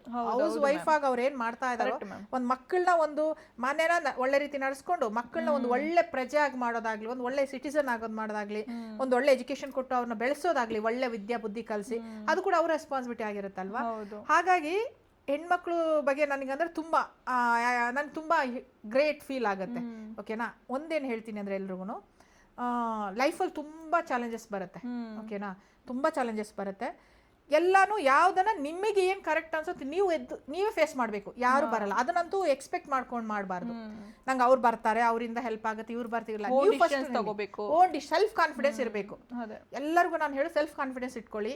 ನೀವೇನ್ ಮಾಡ್ಬೇಕು ಅಂತಿದ್ದೀರಾ ಅದನ್ನ ಮ್ಯಾಕ್ಸಿಮಮ್ ಮಾಡಿ. ಆ್ಯಂಡ್ ಒಂದೇನಂದ್ರೆ ನಾವೇನಾದ್ರೂ ಅಚೀವ್ ಮಾಡ್ಬೇಕಂದ್ರೆ ತುಂಬಾ ಸ್ಯಾಕ್ರಿಫೈಸ್ಗಳು ಮಾಡಲೇಬೇಕು. ಕಂಫರ್ಟ್ ಝೋನ್ ಬಿಟ್ಟು ಬರಬೇಕು. ನಾವು ಕಂಫರ್ಟ್ ಝೋನ್ ಅಲ್ಲಿ ಎಷ್ಟು ಟೈಮ್ ಇರ್ತೀವೋ ನಾವು ಅಲ್ಲೇ ಇರ್ತೀವಿ. ಕಂಫರ್ಟ್ ಝೋನ್ ಬಿಟ್ಟು ಬಂದಾಗಲೇ ನಾವೇನಾದ್ರೂ ಅಚೀವ್ ಮಾಡೋಕ್ಕಾಗೋದು. ಅಚೀವ್ ಮಾಡಬೇಕು ಅಂದ್ರೆ ಎಲ್ಲಾ ತರ ಚಾಲೆಂಜಸ್, ಪ್ರಾಬ್ಲಮ್ಸ್ ಎಲ್ಲ ಇರುತ್ತೆ. ಬಿಟ್ಟು ಬಂದು ನಾವು ಏನಾದ್ರೂ ಒಂದು ಅಚೀವ್ ಮಾಡ್ಲೇಬೇಕಾಗತ್ತೆ. ಅಂಡ್ ಏನೇನಿದೆಯೋ ನಿಮ್ಮಲ್ಲಿ ಏನೇನು ಟ್ಯಾಲೆಂಟ್ಸ್ ಇರುತ್ತೆ, ಎಲ್ಲರ ಹತ್ರ ಒಂದೊಂದು ಟ್ಯಾಲೆಂಟ್ಸ್ ಇರುತ್ತೆ. ಕೆಲವರು ಹೊರಗಡೆ ಕೆಲಸ ಮಾಡ್ತಾರೆ, ಕೆಲವರು ಮನೆಯಲ್ಲೇ ಮಾಡ್ತಾರೆ. ಮನೆ ಮ್ಯಾನೇಜ್ ಮಾಡೋದು ಒಂದು ಟ್ಯಾಲೆಂಟೇ ಅದು. ಎಲ್ಲರ ಮ್ಯಾನೇಜ್ ಮಾಡೋದು ಒಂದು ಟ್ಯಾಲೆಂಟ್. ಸೊ ಎಲ್ಲಾರ ಹತ್ರ ಅವ್ರವ್ರದೇ ಡಿಫ್ರೆಂಟ್ ಟ್ಯಾಲೆಂಟ್ಗಳಿದೆ. ಎಲ್ಲರೂ ಹೌಸ್ ವೈಫ್ಸ್ ಕೂಡ ನಾನು ಕಡಿಮೆ ಅಂತ ಅನ್ಕೊಳ್ಳೋ ರೀತಿನೇ ಇಲ್ಲ. ಹಾಗೇನು ವರ್ಕಿಂಗ್ ಇರೋರು ಗ್ರೇಟು ಅಂತಾನು ಅಲ್ಲ. ಆದ್ರೆ ವರ್ಕಿಂಗ್ ಇರೋರು ಎರಡೂ ಮ್ಯಾನೇಜ್ ಮಾಡಬೇಕು, ಸ್ವಲ್ಪ ಇದಾಗಿರ್ಬೋದು. ಬಟ್ ಎಲ್ಲರಿಗೂ ಹೆಣ್ಮಕ್ಳಿಗೆ ಏನು ಹೇಳ್ತೀವಿ, ಪಾಸಿಟಿವ್ ಹೋಗಿ ಯಾವಾಗ್ಲೂ. ನೆಗೆಟಿವ್ ಯಾರೇ ಏನೇ ಹೇಳಿದ್ರು ಏನೇ ಮಾಡೋದು ಅದು ಜಾಸ್ತಿ ತಲೆಗೆ ಹಾಕೊಬಾರ್ದು. ನಿಮ್ ಲೈಫು, ನಿಮ್ ಕಷ್ಟ, ನಿಮ್ ಸುಖ, ಅದ್ರ ಬಗ್ಗೆ ಹೋಗಿ. ಅವ್ರೇನ್ ಹೇಳ್ತಾರೋ, ಇವ್ರೇನ್ ಹೇಳ್ತಾರೋ, ಹಂಗ್ ಮಾಡಿದ್ರೆ ಹಿಂಗ್ ಅದೆಲ್ಲ ಆ ತರಕ್ಕಿಂತ ಜಾಸ್ತಿ ನಿಮ್ ಮೇಲೆ ನಂಬಿಕೆ ಇಡಿ, ನಿಮಗ್ ಟೈಮ್ ಕೊಡಿ ಅಂತ. ನಾನು ಇವಾಗ ಎಲ್ಲರಿಗೂ ಹೇಳೋದೇನು ಗೊತ್ತಾ, ಯಾವಾಗ್ಲೂ ಮನೆಯಲ್ಲಿ ಎಲ್ಲರೂ ನಾವು ಲೇಡೀಸ್ ಏನಂದ್ರೆ ಒಂದು ಅಡಿಗೆ ಮಾಡಿದಾಗ್ಲೂ ಕೂಡ, ನಾವು ಕುಕ್ ಮಾಡಿದಾಗ್ಲೂ ಕೂಡ ಮಕ್ಳಿಗೆ ಏನ್ ಇಷ್ಟ ಅದನ್ನ ಕುಕ್ ಮಾಡೋದು, ಹಸ್ಬೆಂಡ್ಸ್ಗೆ ಏನ್ ಇಷ್ಟ ಅದನ್ನ ಕುಕ್ ಮಾಡೋದು. ಓಕೆನಾ? ಬೇರೆಯವ್ರಿಗೆ ಅವ್ರಿಷ್ಟ ಏನು ಅದನ್ನ ಮಾಡ್ಕೊಳ್ಳೋದೇ ಇಲ್ಲ, ಕೇಳೋರು ಇಲ್ಲ, ಸೆಲ್ಫ್ ಕೇರ್ ಮಾಡ್ಕೊಳ್ಳಲ್ಲ. ಓಕೆನಾ? ಫಸ್ಟ್ ಸೆಲ್ಫ್ ಕೇರ್ ಮಾಡಿ, ಸೆಲ್ಫ್ ಲವ್ ಮಾಡಿ. ಎಲ್ರಿಗೂ ಹೇಳೋದನ್ನು ಸ್ವಲ್ಪ ಟೈಮ್ ನಿಮ್ ಪರ್ಸನಲ್ ಲೈಫ್ ಕೊಡಿ. ಅದು ತುಂಬಾ ಇಂಪಾರ್ಟೆಂಟ್ ಎಲ್ಲಾರ್ಗು. ಫಸ್ಟ್ ಆಫ್ ಆಲ್ ನೀವು ಸೆಲ್ಫ್ ಕೇರು, ಸೆಲ್ಫ್ ಲವ್ ನಿಮ್ಗೆ ಇಂಪಾರ್ಟೆನ್ಸ್ ಸ್ವಲ್ಪ ಕೊಡಿ. ಪೂರ್ತಿ ಇಲ್ಲ, 80% ಅವ್ರು ಕೊಡಿ, ಮನೆಯವ್ರಿಗೆ, ಮನೆ ಮಕ್ಕಳಿಗೆ ಎಲ್ಲರೂ ಕೊಡಿ. 20% ನಿಮ್ಗೆ ಅಂತ ಇಟ್ಕೊಳ್ಳಿ. ಅದು ಬೇಕೇ ಬೇಕು ಈಗಿನ ಒಂದು ಕಾಲದಲ್ಲಿ ಅಂತ, ಅದು ಬೇಕೇ ಬೇಕು. ಅದನ್ನ ಮಾಡ್ಕೊಳ್ಳಿ, ಯಾವಾಗಲೂ ಖುಷಿಯಾಗಿರಿ, ಬಿ ಹ್ಯಾಪಿ ಅಂತ ಹೇಳಕ್ ಇಷ್ಟಪಡ್ತೀನಿ. ಸೊ ಇವಾಗ ಹೇಳಿದ್ರಿ ಲೈಕ್ ಯಾರೇನಾದ್ರು ತಲೆ ಕೆಡಿಸ್ಕೋಬಾರ್ದು ಅಂತ. ಈ ಫಿಲ್ಮ್ ಇಂಡಸ್ಟ್ರಿಯಲ್ಲಿ ಎಸ್ಪೆಷಲಿ ಸ್ವಲ್ಪ ಬೆಳಿತಿದ್ದೀರಾ ಅಂದ ತಕ್ಷಣ ನೆಗೆಟಿವ್ ಕಮೆಂಟ್ಸ್ ಸ್ಟಾರ್ಟ್ ಆಗಿಬಿಡುತ್ತೆ. ಸೊ ಅದು ನೀವು ಹೇಗೆ ಡೀಲ್ ಮಾಡ್ತೀರಾ? ಆ ಥರ ಏನಾದ್ರು ಅನುಭವ ಆಗಿದೆಯಾ ನಿಮಗೆ? ಅನುಭವ ಅಂದ್ರೆ ನೆಗೆಟಿವ್ ಕಮೆಂಟ್ಸ್ ಡೈರೆಕ್ಟ್ ಆಗಿ ಇಲ್ಲ ಅಂದ್ರೆ ನಮಗೂ ಕೆಲವೊಂದು ಅನ್ಸುತ್ತೆ. ಕೆಲವರು ಒಪಿನಿಯನ್ಗಳು ನಮಗೂ ಗೊತ್ತಾಗುತ್ತೆ, ಏನೇ ಯಾವ ತರ ಅಂತ ನಮಗೂ ಒಂದು ಅನುಭವಕ್ಕೆ ಬರುತ್ತೆ. ಬಟ್ ನಂದು ಒಂದು ಪಾಲಿಸಿ ಏನಂದ್ರೆ ನೆಗೆಟಿವ್ ದನ್ನ ತಗೊಳ್ಳೋದೇ ಇಲ್ಲ. ನಾನು ಮೊದ್ಲಿಂದನೂ ಚಿಕ್ಕನಿಂದನೂ ಹಾಗೇನೆ ಸ್ವಲ್ಪ ನೆಗೆಟಿವ್ ಯಾರಾದ್ರು ಬರ್ತಾ ಇದ್ರು ಅದನ್ನ ಅಲ್ಲೇ ಅದ್ ನನ್ಗೆ ಬೇಡ, ನನಗದು ಬೇಕಾಗೂ ಇಲ್ಲ ಅನ್ನೋ ತರ. ಇವಾಗ ನನ್ನ ಸರೌಂಡಿಂಗ್ಸ್ ಇರೋರು ಹೆಂಗಿದ್ದಾರೆ, ಅವ್ರಿಗೆ ಏನ್ ಯಾವ ತರ ಕೊಡ್ತಾ ಇದಾರೆ, ವೆಲ್ ವಿಶರ್ಸ್ ಕೆಲವ್ರು ಇರ್ತಾರೆ, ಅವ್ರೇನ್ ನಮ್ಗೆ ವಿಶ್ ಮಾಡ್ತಾ ಇದಾರೆ. 100 ಜನದಲ್ಲಿ ಒಂದು 50% ಜನ ವಿಶ್ ಮಾಡ್ತಾರೆ, 50% ಇಲ್ಲ ಅಂತ ಇಟ್ಕೊಳ್ಳಿ. ನೆಗೆಟಿವ್ ಏನೋ ಒಂದು ಮಾಡಲ್ಲ, ಸಪೋರ್ಟು ಇಲ್ಲ, ಏನೂ ಇಲ್ಲ, ಅಥವಾ ಏನೋ ಹೇಳೋದು. ಈ 50 ಇರುತ್ತಲ್ಲ, ಅದನ್ನ ತಗೊಳ್ಳಿ ನೀವು, ಅದನ್ನ ಬಿಟ್ಟೇ ಬಿಡಿ. ನೀವು ಮುಂದಕ್ಕೆ ಹೋಗ್ಬೇಕು ಅಂದ್ರೆ ಈ ನೆಗೆಟಿವ್ ನ ಬಿಡಬೇಕು, ಪಾಸಿಟಿವ್ ಏನು ಹೇಳ್ತಾರೆ ಅದನ್ನ ತಗೊಂಡು ಹೋಗ್ಬೇಕು. ಈ ನೆಗೆಟಿವ್ ಅವ್ರು ಹೇಳೋರು ಹೇಳ್ತಾರೆ, ಅವ್ರು ಬಂದು ಊಟ ಹಾಕಲ್ಲ, ಅವ್ರು ನಿಮ್ಗೆ ಅಪರ್ಚುನಿಟಿ ಕೊಡಲ್ಲ, ಹೇಳ್ತಾರ ಅಷ್ಟೇನೆ. ಓಕೆನಾ? ಅಂಡ್ ಎಲ್ಲ ಕಡೆ ಇದಿರುತ್ತೆ, ಬರೀ ಫಿಲಿಂ ಇಂಡಸ್ಟ್ರಿ ಅಂತ ಹೇಳ್ತಾ ಇಲ್ಲ, ಪಾಲಿಟಿಕ್ಸ್ ಆಗಲಿ, ನೆಗೆಟಿವ್ ಕಮೆಂಟ್ಸ್ಗಳಾಗಲಿ, ನೆಗೆಟಿವಿಟಿ ಆಗಲಿ, ಎಲ್ಲ ಕಡೆನೂ ಇರುತ್ತೆ ಅದು, ಎಲ್ಲ ಫೀಲ್ಡಲ್ಲೂ ಇರುತ್ತೆ. ನೀವು ಅದನ್ನು ತಗೊಂಡೋದ್ರೆ ನೀವು ಬೆಳೆಯೋಕ್ಕಾಗಲ್ಲ. ನೀವು ನಿಮ್ಮ ಬಗ್ಗೆ ಕಾನ್ಸಂಟ್ರೇಷನ್ ಮಾಡಿ, ನಿಮ್ಮ ಕೆಲಸದ ಬಗ್ಗೆ ಕಾನ್ಸಂಟ್ರೇಷನ್ ಮಾಡಿ. ನೆಗೆಟಿವ್ ಕಮೆಂಟ್ಸ್ ಮಾಡೋರಿಗೆ ಏನು ಹೇಳ್ತೀನಿ ಅಂದರೆ, ನಾನು ನೆಗೆಟಿವ್ ಹೇಳೋರ್ಗು ನಿಮ್ಮ ಕೆಲಸದಲ್ಲಿ ಅದನ್ನು ತೋರಿಸಿ, ನೀವು ಬೆಳೀರಿ. ಓಕೆನಾ? ನೀವು ಹಾರ್ಡ್ ವರ್ಕ್ ಮಾಡಿ ನೀವು ಬೆಳೀರಿ, ಅದು ಅವ್ರಿಗೆ ಆನ್ಸರ್. ಓಕೆ, ಅದ್ರ ಬಗ್ಗೆ ಕಮೆಂಟು ಮಾಡಬೇಡಿ, ಅವ್ರಿಗೆ ಏನು ರಿವೆಂಜು ಬೇಡ, ಎಂತ ಬೇಡ. ಓಕೆ, ನಿಮ್ಮ ಕೆಲಸ ನೀವು ಮಾಡ್ಕೊಂಡು ಹೋಗಿ. ಖಂಡಿತ ನಾನು ನಂಬಿದ್ದೀನಿ ಅದನ್ನ. ನಾವು ಹಾರ್ಡ್ ವರ್ಕ್ ಮಾಡಿದ್ರೆ, ನಾವು ಒಳ್ಳೇದು ಮಾಡ್ತಾ ಇದ್ರೆ ನಮ್ಗೆ ಒಳ್ಳೇದಾಗುತ್ತೆ. ಇವತ್ತೇ ಆಗ್ಲಿಕ್ಕಿಲ್ಲ, ಬಟ್ ಮುಂದೆ ಆಗೇ ಆಗತ್ತೆ. ಅವಾಗ ಅದಕ್ಕೆ ಅವ್ರಿಗೆ ಆನ್ಸರ್ ಸಿಕ್ಕೇ ಸಿಗುತ್ತೆ. ಕಮೆಂಟ್ಗೆ, ನೆಗೆಟಿವಿಟಿಗೆಲ್ಲ ತಲೆ ಕೆಡಿಸ್ಕೊಳ್ಳೋದೇ ಬೇಡ. ನಿಮ್ಮ ಕೆಲಸ ನೀವು ಮಾಡಿ ಅಷ್ಟೇ. ನಿಮ್ಮ ಫ್ಯಾಮಿಲಿ ಅವ್ರಿಗೆ ಓಕೆ ಇರುತ್ತೆ, ನಿಮ್ಮ ಫ್ರೆಂಡ್ಸ್ಗೆ ಓಕೆ ಇರುತ್ತೆ, ಅಥವಾ ನಿಮಗೆ ಓಕೆ ಇದೆ. ಫಸ್ಟ್ ಆಫ್ ಆಲ್ ನಿಮ್ಮ ಮನಸ್ಸಿಗೆ ಒಪ್ಪಿಗೆ ಇದೆಯಾ? ಸ್ಟ್ರಾಂಗೆಸ್ಟ್ ಮೈಂಡ್ ಸೆಟ್ಸ್ ಇದು. ಮೈಂಡ್ ಸೆಟ್ ಫಸ್ಟ್ ಸ್ಟ್ರಾಂಗ್ ಇರಬೇಕು. ಆಕ್ಚುಲಿ ಹೇಳ್ತೀನಿ, ಏನೇ ಮಾಡಲಿ, ಇವತ್ತು ನಾನು ಇಲ್ಲಿದ್ದೀನಿ ಅಥವಾ ಇವಾಗ ಏನೋ ಮಾಡ್ತಾ ಇದ್ದೀನಿ ಅಂದ್ರೆ, ಎಲ್ಲ ಚಿಕ್ಕ ಪುಟ್ಟಕ್ಕೆ ತಲೆ ಕೆಡ್ಸ್ಕೊಂಡು ಕೂತ್ರೆ ಖಂಡಿತ ಮೂವ್ ಮಾಡೋಕ್ಕಾಗಲ್ಲ. ನಾವು ಮೂವೇ ಆಗಲ್ಲ. ನಾವೇ ಡಿಪ್ರೆಷನ್ ತರ ಆಗ್ಬಿಡ್ತೀವಿ. ಆಮೇಲೆ ನಾವೆಲ್ಲ ಯೋಚನೆ ಮಾಡ್ಕೊಂಡೇ ಆಗ್ಬಿಡ್ತೀವಿ. ಕ್ರಿಯೇಟಿವಿಟಿ ಎಲ್ಲಿ ಬರುತ್ತೆ? ನಾವೇನ್ ಮಾಡೋಕ್ಕಾಗತ್ತೆ? ಏನ್ ಅಚೀವ್ ಮಾಡೋಕ್ಕಾಗತ್ತೆ? ನಾನೇನ್ ಮಾಡ್ಬೇಕು ಅನ್ನೋದ್ರ ಬಗ್ಗೆ ಕಾನ್ಸಂಟ್ರೇಷನ್ ಮಾಡಿ. ನಾವೇನ್ ಮಾಡ್ಬೇಕು, ನೆಕ್ಸ್ಟ್ ಏನ್ ಪ್ಲಾನು, ಏನಾಗುತ್ತೆ ಅದ್ರ ಬಗ್ಗೆ ಮಾಡಿ. ಅದಕ್ಕೆ ಏನೇನ್ ಬರ್ತಿದೆ, ಒಳ್ಳೇದು ಬಂದ್ರೆ ಖುಷಿ ತಗೊಳ್ಳಿ, ಅವ್ರಿಗೂ ಥ್ಯಾಂಕ್ ಯು. ಯಾರ್ಯಾರು ಗುಡ್ ವಿಶ್ ಮಾಡ್ತಾರೆ, ಯಾರು ಸಪೋರ್ಟಿವ್ ಮಾಡ್ತಾರೆ, ಅವ್ರಿಗೆಲ್ಲರಿಗೂ ಥ್ಯಾಂಕ್ ಯು. ಓಕೆ, ಹಾಗೆ ಕೆಲವು ಟೈಮ್ ನೆಗೆಟಿವ್ ಕಮೆಂಟ್ಸ್ ಕೂಡ ಒಳ್ಳೇದು. ಗೊತ್ತಾ ಏನಾಗುತ್ತೆ ಅಂದ್ರೆ, ಕೆಲವೊಬ್ರು ಹೇಳಿದಾಗ ನಾವು ಅದನ್ನ ಒಂದ್ಸಲ ನೋಡ್ಬೇಕು. ನೆಗೆಟಿವ್ ಕಮೆಂಟ್ ಬಂದ ಪೂರ್ತಿ ಬಿಡಿ ಅಂತಲ್ಲ, ಒಂದ್ಸಲ ಅವ್ರೆ ಏನು ವಿಷಯ ಏನು ಅಂತ ತಿಳ್ಕೊಬೇಕು. ನಾವೇ ಕೆಲವು ಸಲ ಏನೋ ತಪ್ಪು ಮಾಡ್ತಿರ್ಬೋದು ಎಲ್ಲೋ ಒಂದ್ ಕಡೆ, ನಮಗದು ಸರಿ ಅನ್ಸಿ ನಾವು ಮಾಡಿರ್ತೀವಿ. ಬಟ್ ಅದು ಬಂದಾಗ ಅದು ಹೇಳಿದಾಗ ನಮ್ಗೆ ಇಲ್ಲಲ್ಲ, ನಾನೇ ಎಲ್ಲೋ ಸ್ವಲ್ಪ ಇದು ಮಾಡಿದೇನೋ, ಅದನ್ನ ನೀವು ಲೆಸನ್ ಅಂತ ತಗೊಳ್ಳಿ. ಕೆಲವೊಂದನ್ನ ನೀವು ಏನಾದ್ರೂ ಆನ್ಸರ್ ನೆಗೆಟಿವಿಟಿ ಬಂದಾಗ ಅಥವಾ ಏನೋ ಕ್ರಿಟಿಸೈಸ್ ಬಂದಾಗ, ಏನ್ ಮಾಡಿದ್ದಾರೆ, ಯಾರು ಹೇಳಿದ್ದಾರೆ, ಯಾಕೆ ಹೇಳಿದ್ದಾರೆ ಅನ್ನೋದನ್ನ ನೋಡಿ ಒಂದ್ಸಲ ನೋಡ್ಬಿಟ್ಟು ಅದ್ರಲ್ಲಿ ಏನೋ ಚೇಂಜಸ್ ಮಾಡೋ ಅವಶ್ಯಕತೆ ಇದೆ, ನಾವೇ ಚೇಂಜ್ ಮಾಡ್ಕೊಳ್ಳೋಣ, ನಮ್ಗೆ ಒಳ್ಳೇದದು. ನಾವು ಅದನ್ನ ಲೆಸನ್ ಆಗಿ ತಗೊಳ್ಳೋಣ, ಒಳ್ಳೇದು ಮಾಡ್ಕೊಳ್ಳೋಣ. ಮಿಕ್ಕಿದನ್ನೆಲ್ಲ ಅಲ್ಲೇ ಬಿಟ್ಟು ಮುಂದೆ ಮೂವ್ ಆಗ್ತಾ ಇರಿ. ಸೊ ಮ್ಯಾಮ್, ಇವಾಗ ಕಂದೀಲ್ಗೆ ನ್ಯಾಷನಲ್ ಅವಾರ್ಡ್ ಬಂದಾಗ ಪಬ್ಲಿಕ್ ರಿಯಾಕ್ಷನ್ನು ಕೊಡುವಾದಿಂದ ಅದು ರಿಯಾಕ್ಷನ್ ಎಲ್ಲ ಹೇಳಿದ್ರಿ. ಬಟ್ ನಮ್ಮ ಇಂಡಸ್ಟ್ರಿಯಿಂದ ಯಾವ ಥರ ರಿಯಾಕ್ಷನ್ ಬಂತು? ಫಿಲ್ಮ್ ಚೇಂಬರ್ಸಿಂದ, ಆರ್ಟಿಸ್ಟ್ದು, ಬೇರೆ ಬೇರೆ ಡೈರೆಕ್ಟರ್ಸ್ ಕಡೆಯಿಂದ, ಅದು ಆ್ಯಸ್ ಅ ಲೇಡಿ ಡೈರೆಕ್ಟರ್ ಒಂದು ಫಿಲ್ಮ್ ಮಾಡಿ ಈ ಥರ ನ್ಯಾಷನಲ್ ಅವಾರ್ಡ್ ತೊಗೊಂಡಿದ್ದಾರೆ ಅಂದರೆ, ಸೊ ಅವ್ರದ್ದು ಯಾವ ಥರ ಬಂತು ರಿಯಾಕ್ಷನ್ನು, ಹೇಳ್ಬೋದಾ? ಓಕೆ, ಆ್ಯಕ್ಚುಲಿ ಗುಡ್ ಕ್ವಶನ್ ಅನ್ಕೊತೀನಿ ನಾನು. ನನಗೆ ಪಬ್ಲಿಕ್ಕು ನಮ್ಮ ಕೊಡಗಿಂದ, ಮತ್ತೆ ಪಬ್ಲಿಕ್ಕು ನನ್ನ ಫ್ರೆಂಡ್ಸ್ ರಿಲೇಟಿವ್ಸ್ ಅಂತ ಕೊಡಗಿನವರು, ಈ ತರ ತುಂಬಾನೇ ಬಂತು. ಆಕ್ಚುಲಿ ತುಂಬಾನೇ ನಾನು ಎಕ್ಸ್ಪೆಕ್ಟೇ ಮಾಡಿರ್ಲಿಲ್ಲ ಜನ ಇಷ್ಟೊಂದು ನನ್ನನ್ನ ಇದು ಮಾಡ್ತಾರೆ ಅಂತ. ಅಷ್ಟು ಬಂತು ನಿಜನೇ. ಇಂಡಸ್ಟ್ರಿಯಿಂದ ತಗೊಂಡಿದ್ರೆ ರೇರ್ ಕೌಂಟೇಬಲ್, ಒಂದಿಬ್ರು ಮೂರು ಫೋನ್ ಮಾಡಿ ವಿಶ್ ಮಾಡಿದ್ದಾರೆ. ಅದ್ ಬಿಟ್ರೆ ಅಂತ ಜಾಸ್ತಿ ಏನು ನನ್ಗೇನು, ನಾನು ಅದನ್ನ ಎಕ್ಸ್ಪೆಕ್ಟು ಮಾಡ್ತಿರ್ಲಿ. ಅಥವಾ ನಾನು ಏನಾಗಿದೆ ಅಂದ್ರೆ, ನಾವು ಇಂಡಸ್ಟ್ರಿಯಲ್ಲಿ ಅಷ್ಟೊಂದು ಎಲ್ಲರ ಜೊತೆ ಜಾಸ್ತಿ ಇದಿಲ್ಲ. ಮೂವಿ ಮಾಡ್ತೀವಿ, ಅದನ್ನ ಎಲ್ಲೆಲ್ಲಿ ಸಬ್ಮಿಟ್ ಮಾಡ್ಬೇಕು ಅಲ್ಲಿ ಮಾಡ್ಕೊಂಡು ಮಾಡ್ತೀವಿ. ಒಳ್ಳೆ ಮೂವಿ ಮಾಡ್ಬೇಕು, ರೀಚ್ ಮಾಡಿಸ್ಬೇಕು ಅನ್ನೋದು ಬಿಟ್ರೆ ಬೇರೆ ಇದ್ರಲ್ಲಿ ನಾವು ಅಷ್ಟು ಇನ್ವಾಲ್ವ್ಮೆಂಟು ನಾನು ಡೈರೆಕ್ಟ್ ಆಗಿ ಇದಿರ್ಲಿಲ್ಲ. But Sumana madam, Kittur madam ಅವರು ಕಾಲ್ ಮಾಡಿದ್ರು, ಅದು ನಂಗೆ ತುಂಬಾ ಖುಷಿ ಆಗಿತ್ತು. ಸೇಮ್ ಅವತ್ತು ರಾತ್ರಿ ನೆಕ್ಸ್ಟ್ ಡೇ ಮಾರ್ನಿಂಗ್ ಅವ್ರು ಕಾಲ್ ಮಾಡಿದ್ರು. ನಂಗೆ ನಂಬರ್ ಇರ್ಲಿಲ್ಲ, ಎಸ್ಪೆಷಲಿ ನನ್ನ ನಂಬರ್ ಕೂಡ ಕೆಲವ್ರ ಹತ್ರ ಯಾರ ಹತ್ರನೂ ಇರ್ಲಿಲ್ಲ. ಅದು ಒಂದು ರೀಸನ್ ಇದೆ. ಅವ್ರು ನೆಕ್ಸ್ಟ್ ಡೇನೆ ಕಾಲ್ ಮಾಡಿ ಅವ್ರು ತುಂಬಾ ಖುಷಿ ಆಗೋಯ್ತು. ಏನಕ್ಕೆ ಅಂದ್ರೆ, ಲೇಡಿ ಡೈರೆಕ್ಟರ್ಸು ಕಮ್ಮಿ, ಅಂಡ್ ನಮಗೆ ಒಂದು 20 years ಇಂದ ಯಾವ ಲೇಡಿ ಡೈರೆಕ್ಟರ್ಗೂ ಅವಾರ್ಡ್ ಬಂದಿರಲಿಲ್ಲ, ನ್ಯಾಷನಲ್ ಅವಾರ್ಡ್. ಓಕೆನಾ, ನಾನು 3rd ನ್ಯಾಷನಲ್ ಅವಾರ್ಡ್ ಇಶ್ಯೂ ಮಾಡಿರೋದ್ರಲ್ಲಿ. ಪ್ರೇಮ ಕಾರಂತ್ ಅವರು ಫಸ್ಟ್ ತಗೊಂಡಿದ್ದಾರೆ, ಕವಿತಾ ಲಂಕೇಶ್ ಮೇಡಮ್ ಸೆಕೆಂಡ್ ತಗೊಂಡಿದ್ದಾರೆ, 3rd ನನ್ಗೇನೆ ಬಂದಿರೋದು. ಅದು ಒಂದು 20 ವರ್ಷದಿಂದ ಯಾವ ಲೇಡಿಗೂ ಬಂದಿರ್ಲಿಲ್ಲ, ಲೇಡಿ ಡೈರೆಕ್ಟರ್ಗೂ ಬಂದಿರ್ಲಿಲ್ಲ. ಹಂಗಾಗ್ಬಿಟ್ಟು ಅದೆಲ್ಲ ನನಗೆ ಫಸ್ಟ್ ಗೊತ್ತೇ ಇಲ್ಲ ಇದೆಲ್ಲ. ಅದನ್ನೆಲ್ಲ ನಾನು ಯಾವತ್ತೂ ನೋಡೇ ಇಲ್ಲ, ಇದು ಮಾಡಿರ್ಲಿಲ್ಲ. ಆಕ್ಚುಲಿ ನನಗೆ ಬಂದ ಮೇಲೆ ಕೆಲವು ಮೀಡಿಯಾದಿಂದ, ಪೇಪರ್ ಅವರಿಂದ ಹಂಗ್ ಗೊತ್ತಾಗಿದ್ ನಂಗೆ, ಹೌದಾ ಇಷ್ಟು 20 years ಇಂದ ಲೇಡಿ ಡೈರೆಕ್ಟ್ ಬಂದೇ ಇಲ್ವಾ? So and non 3rd 71 years ಆಗಿದೆ, ನನಗೆ ಸಿಕ್ಕಿದ್ದು 71st ನ್ಯಾಷನಲ್ ಅವಾರ್ಡ್ ಅಲ್ವಾ. 71 years ನಲ್ಲಿ ಬರೀ 3 ಜನಕ್ಕೆ ಬಂದಿದೆ ಅಂದ್ರೆ ನಂಗೆ ಅದು ಗೊತ್ತಾಗ್ತಿಲ್ಲ, ಹೇಗೆ ಏನು ಅಂತಾನು ಅರ್ಥ ಆಗ್ತಿಲ್ಲ. ಓಕೆನಾ, ಆಕ್ಚುಲಿ ತುಂಬಾ ಬರ್ಬೇಕು ಅನ್ನೋದು ನನ್ನ ಆಸೆ, ಬರ್ಬೇಕಿತ್ತು ಅನ್ನೋದು ಕೂಡ ನಂದು ಒಂದು ಆಸೆ. ಅದು ಇತ್ತು ಅಂತ, ಬರ್ಬೇಕಿತ್ತು, ಮುಂದೆನು ಬರ್ಬೇಕು ಅನ್ನೋದು ಕೂಡ. ಸೊ ಒಂದು ಇಬ್ರು ಮೂವರು ಮಾತ್ರ ಕಾಲ್ ಮಾಡಿ ವಿಶ್ ಮಾಡಿ ಇದು ಮಾಡಿದ್ದಾರೆ. ಬೇರೆ ಯಾರು ಅಂತ ನಂಗೆ ಇಂಡಸ್ಟ್ರಿಯಿಂದ ಆ ಥರ ಯಾವುದು ಕಾಲ್ ಆಗಲಿ, ಫಿಲ್ಮ್ ಚೇಂಬರ್ ಇಂದನೂ ಆ ಥರದ್ದೇನು ಬಂದಿಲ್ಲ. ಇಟ್ಸ್ ಓಕೆ, ಪರವಾಗಿಲ್ಲ, ನಾವು ನಮ್ಮ ಕೆಲಸ ಮಾಡ್ಕೊಂಡು ಹೋಗ್ತೀವಿ. ಬಂದಿಲ್ಲ ಅನ್ನೋದು ರಿಯಾಲಿಟಿ, ಅದನ್ನೇನು ಅಷ್ಟಾಗಿ ತಗೊಂಡಿಲ್ಲ ನಾನು. ಮುಂದೆ ಏನು ಪ್ರಾಜೆಕ್ಟ್ ಮಾಡಬೇಕು, ಮುಂದೆ ಏನು ಮಾಡಬೇಕು ಅನ್ನೋದ್ರ ಬಗ್ಗೆನೇ ಕಾನ್ಸಂಟ್ರೇಷನ್ ಮಾಡಿದ್ದೇನೆ. ಓಕೆ. ಸೊ ಸಿನಿಮಾ ಇಂಡಸ್ಟ್ರಿಲಿ ಏನಾರು ಒಂದು ಲೈಕ್ ಬದಲಾವಣೆ ಏನಾರು ಆಗಬೇಕು ಅಂತ ನಿಮ್ಗೆ ಅನ್ಸುತ್ತಾ? ಇದೇನಾರು ಆಕ್ಚುಲಿ ತುಂಬಾ ಇದೆ. ನೀವು ಯಾರನ್ನ ಕೇಳಿದ್ರು ತುಂಬಾ ಬದಲಾವಣೆಗಳಾಗಬೇಕು ಅಂತಾನೆ ಮಾತಾಡ್ತಾರೆ. ಅದು ಡೈರೆಕ್ಟರ್, ಪ್ರೊಡ್ಯೂಸರ್, ಟೆಕ್ನಿಷಿಯನ್ಸ್ ಯಾರನ್ನಾದ್ರೂ ಕೇಳಿ ನೀವು, ತುಂಬಾ ಚೇಂಜಸ್ ಆಗ್ಬೇಕು ಕನ್ನಡ ಇಂಡಸ್ಟ್ರಿಯಲ್ಲಿ ಅಂತಾನೆ ಎಲ್ಲರೂ ಹೇಳ್ತಾರೆ. ಬಟ್ ಎಲ್ಲದರಲ್ಲೂ ಒಂದು ಮೂವಿ ಮಾಡೋದ್ರಿಂದ ಮೇಕಿಂಗ್ ಇಂದನೂ ಹಿಡಿದು ಕೂಡ ಇವಾಗ ನೀವು ಬೇರೆ ಇಂಡಸ್ಟ್ರಿ ತಗೊಳ್ಳಿ, ಮಲಯಾಳ ಆ ಥರ ಇಂಡಸ್ಟ್ರಿಗಳಲ್ಲಿ ಮೇನ್ ದೊಡ್ಡ ದೊಡ್ಡ ಹೀರೋಸ್ ಕೂಡ ನಾರ್ಮಲ್ ಮೂವೀಸು ಮಾಡ್ತಾರೆ, ಕಂಟೆಂಟ್ ಮೂವೀಸು ಮಾಡ್ತಾರೆ. ಅದು ಮೋಹನ್ ಲಾಲ್ ಇರ್ಬೋದು, ಮಮ್ಮೂಟಿ ಅವ್ರು ಇರ್ಬೋದು, ಪ್ರತಿಯೊಬ್ಬ ಸರ್ ಇರ್ಬೋದು, ಎಲ್ಲರೂ ಅಷ್ಟೇನೆ ದೊಡ್ಡ ಕಮರ್ಷಿಯಲ್ ಮೂವೀಸು ಮಾಡ್ತಾರೆ, ಕಂಟೆಂಟ್ ಓರಿಯೆಂಟೆಡ್ ಮೂವೀಸು ಮಾಡ್ತಾರೆ. ಬಟ್ ನಮ್ಮಲ್ಲಿ ಇನ್ನೂ ಆ ಚೇಂಜಸ್ ಬಂದಿಲ್ಲ ಅಂತ ನನಗನ್ನಿಸ್ತಾ ಇದೆ. ದೊಡ್ಡ ಸ್ಟಾರ್ಸ್ ಎಲ್ಲ ಸ್ಟಾರ್ಸ್ ಕೂಡ ಒಳ್ಳೆ ಕಂಟೆಂಟ್ ಓರಿಯೆಂಟೆಡ್ ಮೂವೀಸ್ಗಳಿರುತ್ತಲ್ವಾ, ಅದನ್ನ ಅವರು ಮಾಡಿದ್ರೆ ಸ್ವಲ್ಪ ಇಂಡಸ್ಟ್ರಿಗೆ ಹೆಲ್ಪ್ ಆಗುತ್ತೇನೋ ಅಂತ ನನ್ನ ಪರ್ಸನಲ್ ಒಪಿನಿಯನ್. ಅದು ಇಲ್ಲಿ ಸ್ವಲ್ಪ ಆ ಬೆಳವಣಿಗೆ ಕಮ್ಮಿ ಅಂತ ನನಗನ್ನಿಸ್ತಾ ಇದೆ. ಅಲ್ಲ, ಆ ಥರದೆಲ್ಲ ಅವರು ಪ್ರಯೋಗಾತ್ಮಕ ಸಿನಿಮಾಗಳನ್ನ ಮಾಡ್ತಾರೆ, ಬೇರೆ ಮಲಯಾಳ ತುಂಬಾ ಮಾಡ್ತಾರೆ ಅವರೆಲ್ಲ. ನಾವಿನ್ನ ಸ್ವಲ್ಪ ಅದನ್ನೆಲ್ಲ ಸ್ವಲ್ಪ ಹಿಂದೆ ಇದೀವಿ ಅಂತ ನನಗನ್ನಿಸ್ತಾ ಇದೆ. ಇನ್ನು ಸ್ವಲ್ಪ ಬೇರೆ ತರದಲ್ಲಿ ನಾವು ಟ್ರೈ ಮಾಡಿ ನಮ್ಮ ಚಿತ್ರರಂಗ ಇನ್ನೂ ಬೆಳಿಬೇಕು, ಎಲ್ಲ ಕಡೆ ರೀಚ್ ಆಗ್ಬೇಕು, ಆ ತರ ಆಗ್ಬೇಕು, ಪಬ್ಲಿಕ್ ಅವಾಗ್ಲೂ ನೋಡ್ಬೋದು ಅಂತ ಅನ್ನಿಸ್ತಾ ಇದೆ. ಮೇಕಿಂಗ್ ಅಲ್ಲಿ ಏನಾದ್ರು ಲೈಕ್ ಕ್ವಾಲಿಟಿ ವೈಸ್ ಅದೆಲ್ಲ ಮಾಡ್ತಾ ಇದೆ, ಇಲ್ಲ ಅಂತ ಹೇಳ್ತೀನಿ. ಇವಾಗ KGF ಅಂತ ಮೂವಿಗಳು ಎಲ್ಲೆಲ್ಲಿಗೆ ರೀಚ್ ಆಗಿದೀವಿ, ಕಾಂತಾರದಂತ ಮೂವಿ ಅಂದ್ರೆ ಇವಾಗ ತುಂಬಾ ಕಡೆ ರೀಚ್ ಆಗಿದೀವಿ. ಆ ತರದ್ದು ಅಲ್ಲ, ಜಸ್ಟ್ ಇದೊಂದು ಬೇರೆ ತರದಲ್ಲಿ ಇದ್ ಮಾಡ್ತಾ ಇದ್ದೀನಿ ಅಷ್ಟೇ. ನಾರ್ಮಲ್ ಮೂವೀಸ್ ಬಗ್ಗೆ, ಕಂಟೆಂಟ್ ಓರಿಯೆಂಟೆಡ್ ಮೂವೀಸ್ ಬಗ್ಗೆ ಹೇಳ್ತಾ ಇದ್ದೀನಿ ಅಷ್ಟೇ. ಕನ್ನಡ ಇಂಡಸ್ಟ್ರಿ ಕೂಡ ಇವತ್ತು ಎಲ್ಲಿಂದ ಎಲ್ಲಿಗೋ ರೀಚ್ ಆಗಿದ್ದೀವಿ. ಆಕ್ಚುಲಿ ಪ್ರೌಡ್ ಫೀಲ್ ಅದು, ನಾವು ಎಲ್ಲಿದ್ದೀವಿ ಇವಾಗ ಅಂತ. ತುಂಬಾ ಒಳ್ಳೆ ಇದರಲ್ಲಿ ಇದೀವಿ.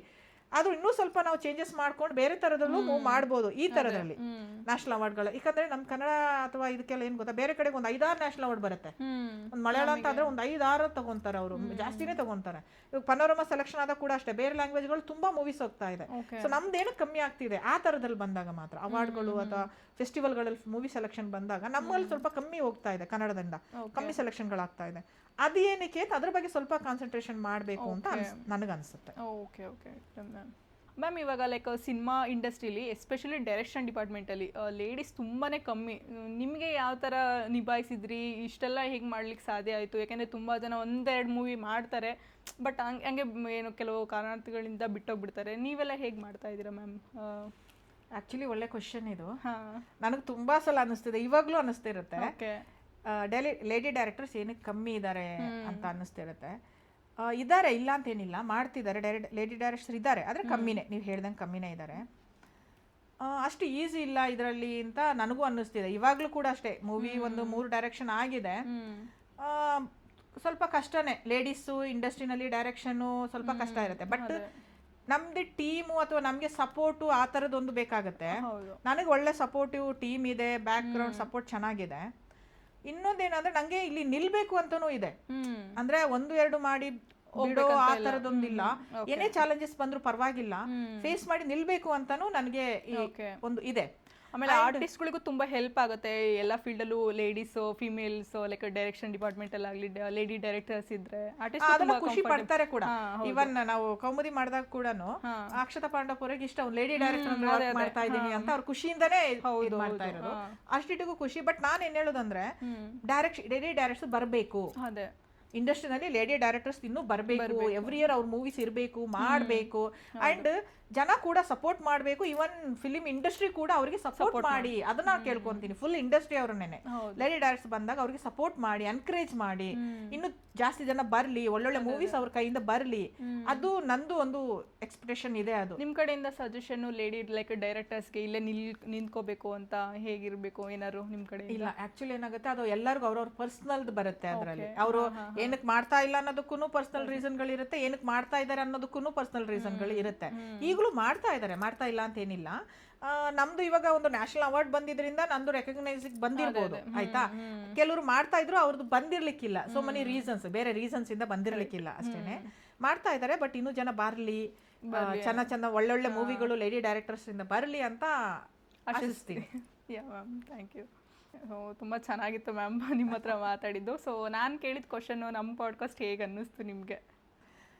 ಖುಷಿ ಆಯ್ತು, ನೀವು ಈ ತರ ಬಂದು ನಮ್ಮ ತಗೊಂಡಿದ್ದು ಎಲ್ಲಾನು ನಮಗೆ ಖುಷಿ ಆಯ್ತು. ಅಂಡ್ ಏನಾಗುತ್ತೆ ಅಂದ್ರೆ, ಇವನ್ ಈ ತರ ಮಾಡೋದ್ರಿಂದ ಇವಾಗ ನಮ್ಮನ್ನ ಯಾರಿಗೋ ಎಷ್ಟೋ ಜನಕ್ಕೆ ಅದ್ರ ಬಗ್ಗೆ ತಿಳ್ಕೊಳ್ಳೋಕೆ ಇದಾಗುತ್ತೆ. ನೀವು ಅದನ್ನ ಪಬ್ಲಿಸಿಟಿ ಮಾಡ್ತಾ ಇದ್ದೀರಾ, ಹೆಚ್ಚು ಜನಕ್ಕೆ ತಲುಪೋದಕ್ಕೆ ಟ್ರೈ ಮಾಡ್ತಾ ಇದ್ದೀರಾ. ಖುಷಿ ಆಯ್ತು. ವೀಕ್ಷಕರಿಗೆ ಏನ್ ಹೇಳ್ತೀರಾ? ವೀಕ್ಷಕರಿಗೆ ಥ್ಯಾಂಕ್ ಯು. ಇವಾಗ ಇದನ್ನ ನಮ್ಮ ಯೂಟ್ಯೂಬ್ ಇದನ್ನ ನೋಡ್ತಾ ಇದ್ರೆ ಹಾಗೇನೆ ಒಳ್ಳೊಳ್ಳೆ ಚಿತ್ರಗಳಿಗೆ ಪ್ರೋತ್ಸಾಹ ಕೊಡಿ ಅಂತ ಕೇಳ್ಕೊಂತೀನಿ. ಯಾಕಂದ್ರೆ ತುಂಬಾ ಕನ್ನಡ ಫಿಲ್ಮ್ಸ್ ಬರ್ತಾ ಇದೆ, ಬಟ್ ನನ್ ಗೊತ್ತಿರೋ ಮಟ್ಟಿಗೆ ಅಷ್ಟೊಂದು ಸಿಗ್ತಾ ಇಲ್ಲ. ಎಲ್ಲ ಒಳ್ಳೆ ಮೂವೀಸ್ ಬಂದ್ರು ಕೂಡ ರೆಸ್ಪಾಂಡ್ ಅಷ್ಟು ಚೆನ್ನಾಗಿ ಬರ್ತಾ ಇಲ್ಲ. ಎಲ್ರು ಹೋಗಿ ಕನ್ನಡ ಸಿನಿಮಾ ನೋಡಿ ಎನ್ಕರೇಜ್ ಮಾಡಿ ಅಂತ ಕೇಳ್ಕೊಂತೀನಿ. Okay, so thank you so much ma'am ನಮ್ಮ ಪಾಡ್ಕಾಸ್ಟ್ ಬಂದಿದ್ದಕ್ಕೆ. ತುಂಬಾ ಖುಷಿ ಆಯಿತು ಆ್ಯಕ್ಚುಲಿ, ತುಂಬ ಚೆನ್ನಾಗಿತ್ತು ನಿಮ್ಮ ಕಾನ್ವರ್ಸೇಷನ್. ಎಲ್ರಿಗೂ thank you so much. Thank you. So ಯಾರೆಲ್ಲ ಈ ವಿಡಿಯೋನ ಕೊನೆವರೆಗೂ ನೋಡಿದ್ದೀರಾ ಎಲ್ರಿಗೂ ತುಂಬ ಹೃದಯ ಧನ್ಯವಾದಗಳು. ಹೀಗೆ ಇನ್ನೂ ಹೆಚ್ಚು ಹೆಚ್ಚು ಕಲಾವಿದರ ಜೊತೆ ಪಾಡ್ಕಾಸ್ಟ್ಗಳೊಂದಿಗೆ ನಿಮ್ಮ ಮುಂದೆ ಬರ್ತೀವಿ. ನಿಮ್ಮ ಸಪೋರ್ಟ್ ಬೇಕೇ ಬೇಕು. ಯಾರೆಲ್ಲ ಇನ್ನೂ ಸಬ್ಸ್ಕ್ರೈಬ್ ಮಾಡಿಲ್ಲ ಸಬ್ಸ್ಕ್ರೈಬ್ ಮಾಡ್ಕೊಳ್ಳಿ, ಲೈಕ್ ಮಾಡಿ, ಶೇರ್ ಮಾಡಿ, ನಿಮ್ಮ ಸಪೋರ್ಟ್ ಮಾಡಿ ಅಂತ ಕೇಳ್ಕೊತೀನಿ. ಇಂತಿ ನಿಮ್ಮ Rati Yadav. Thank you. Bye bye.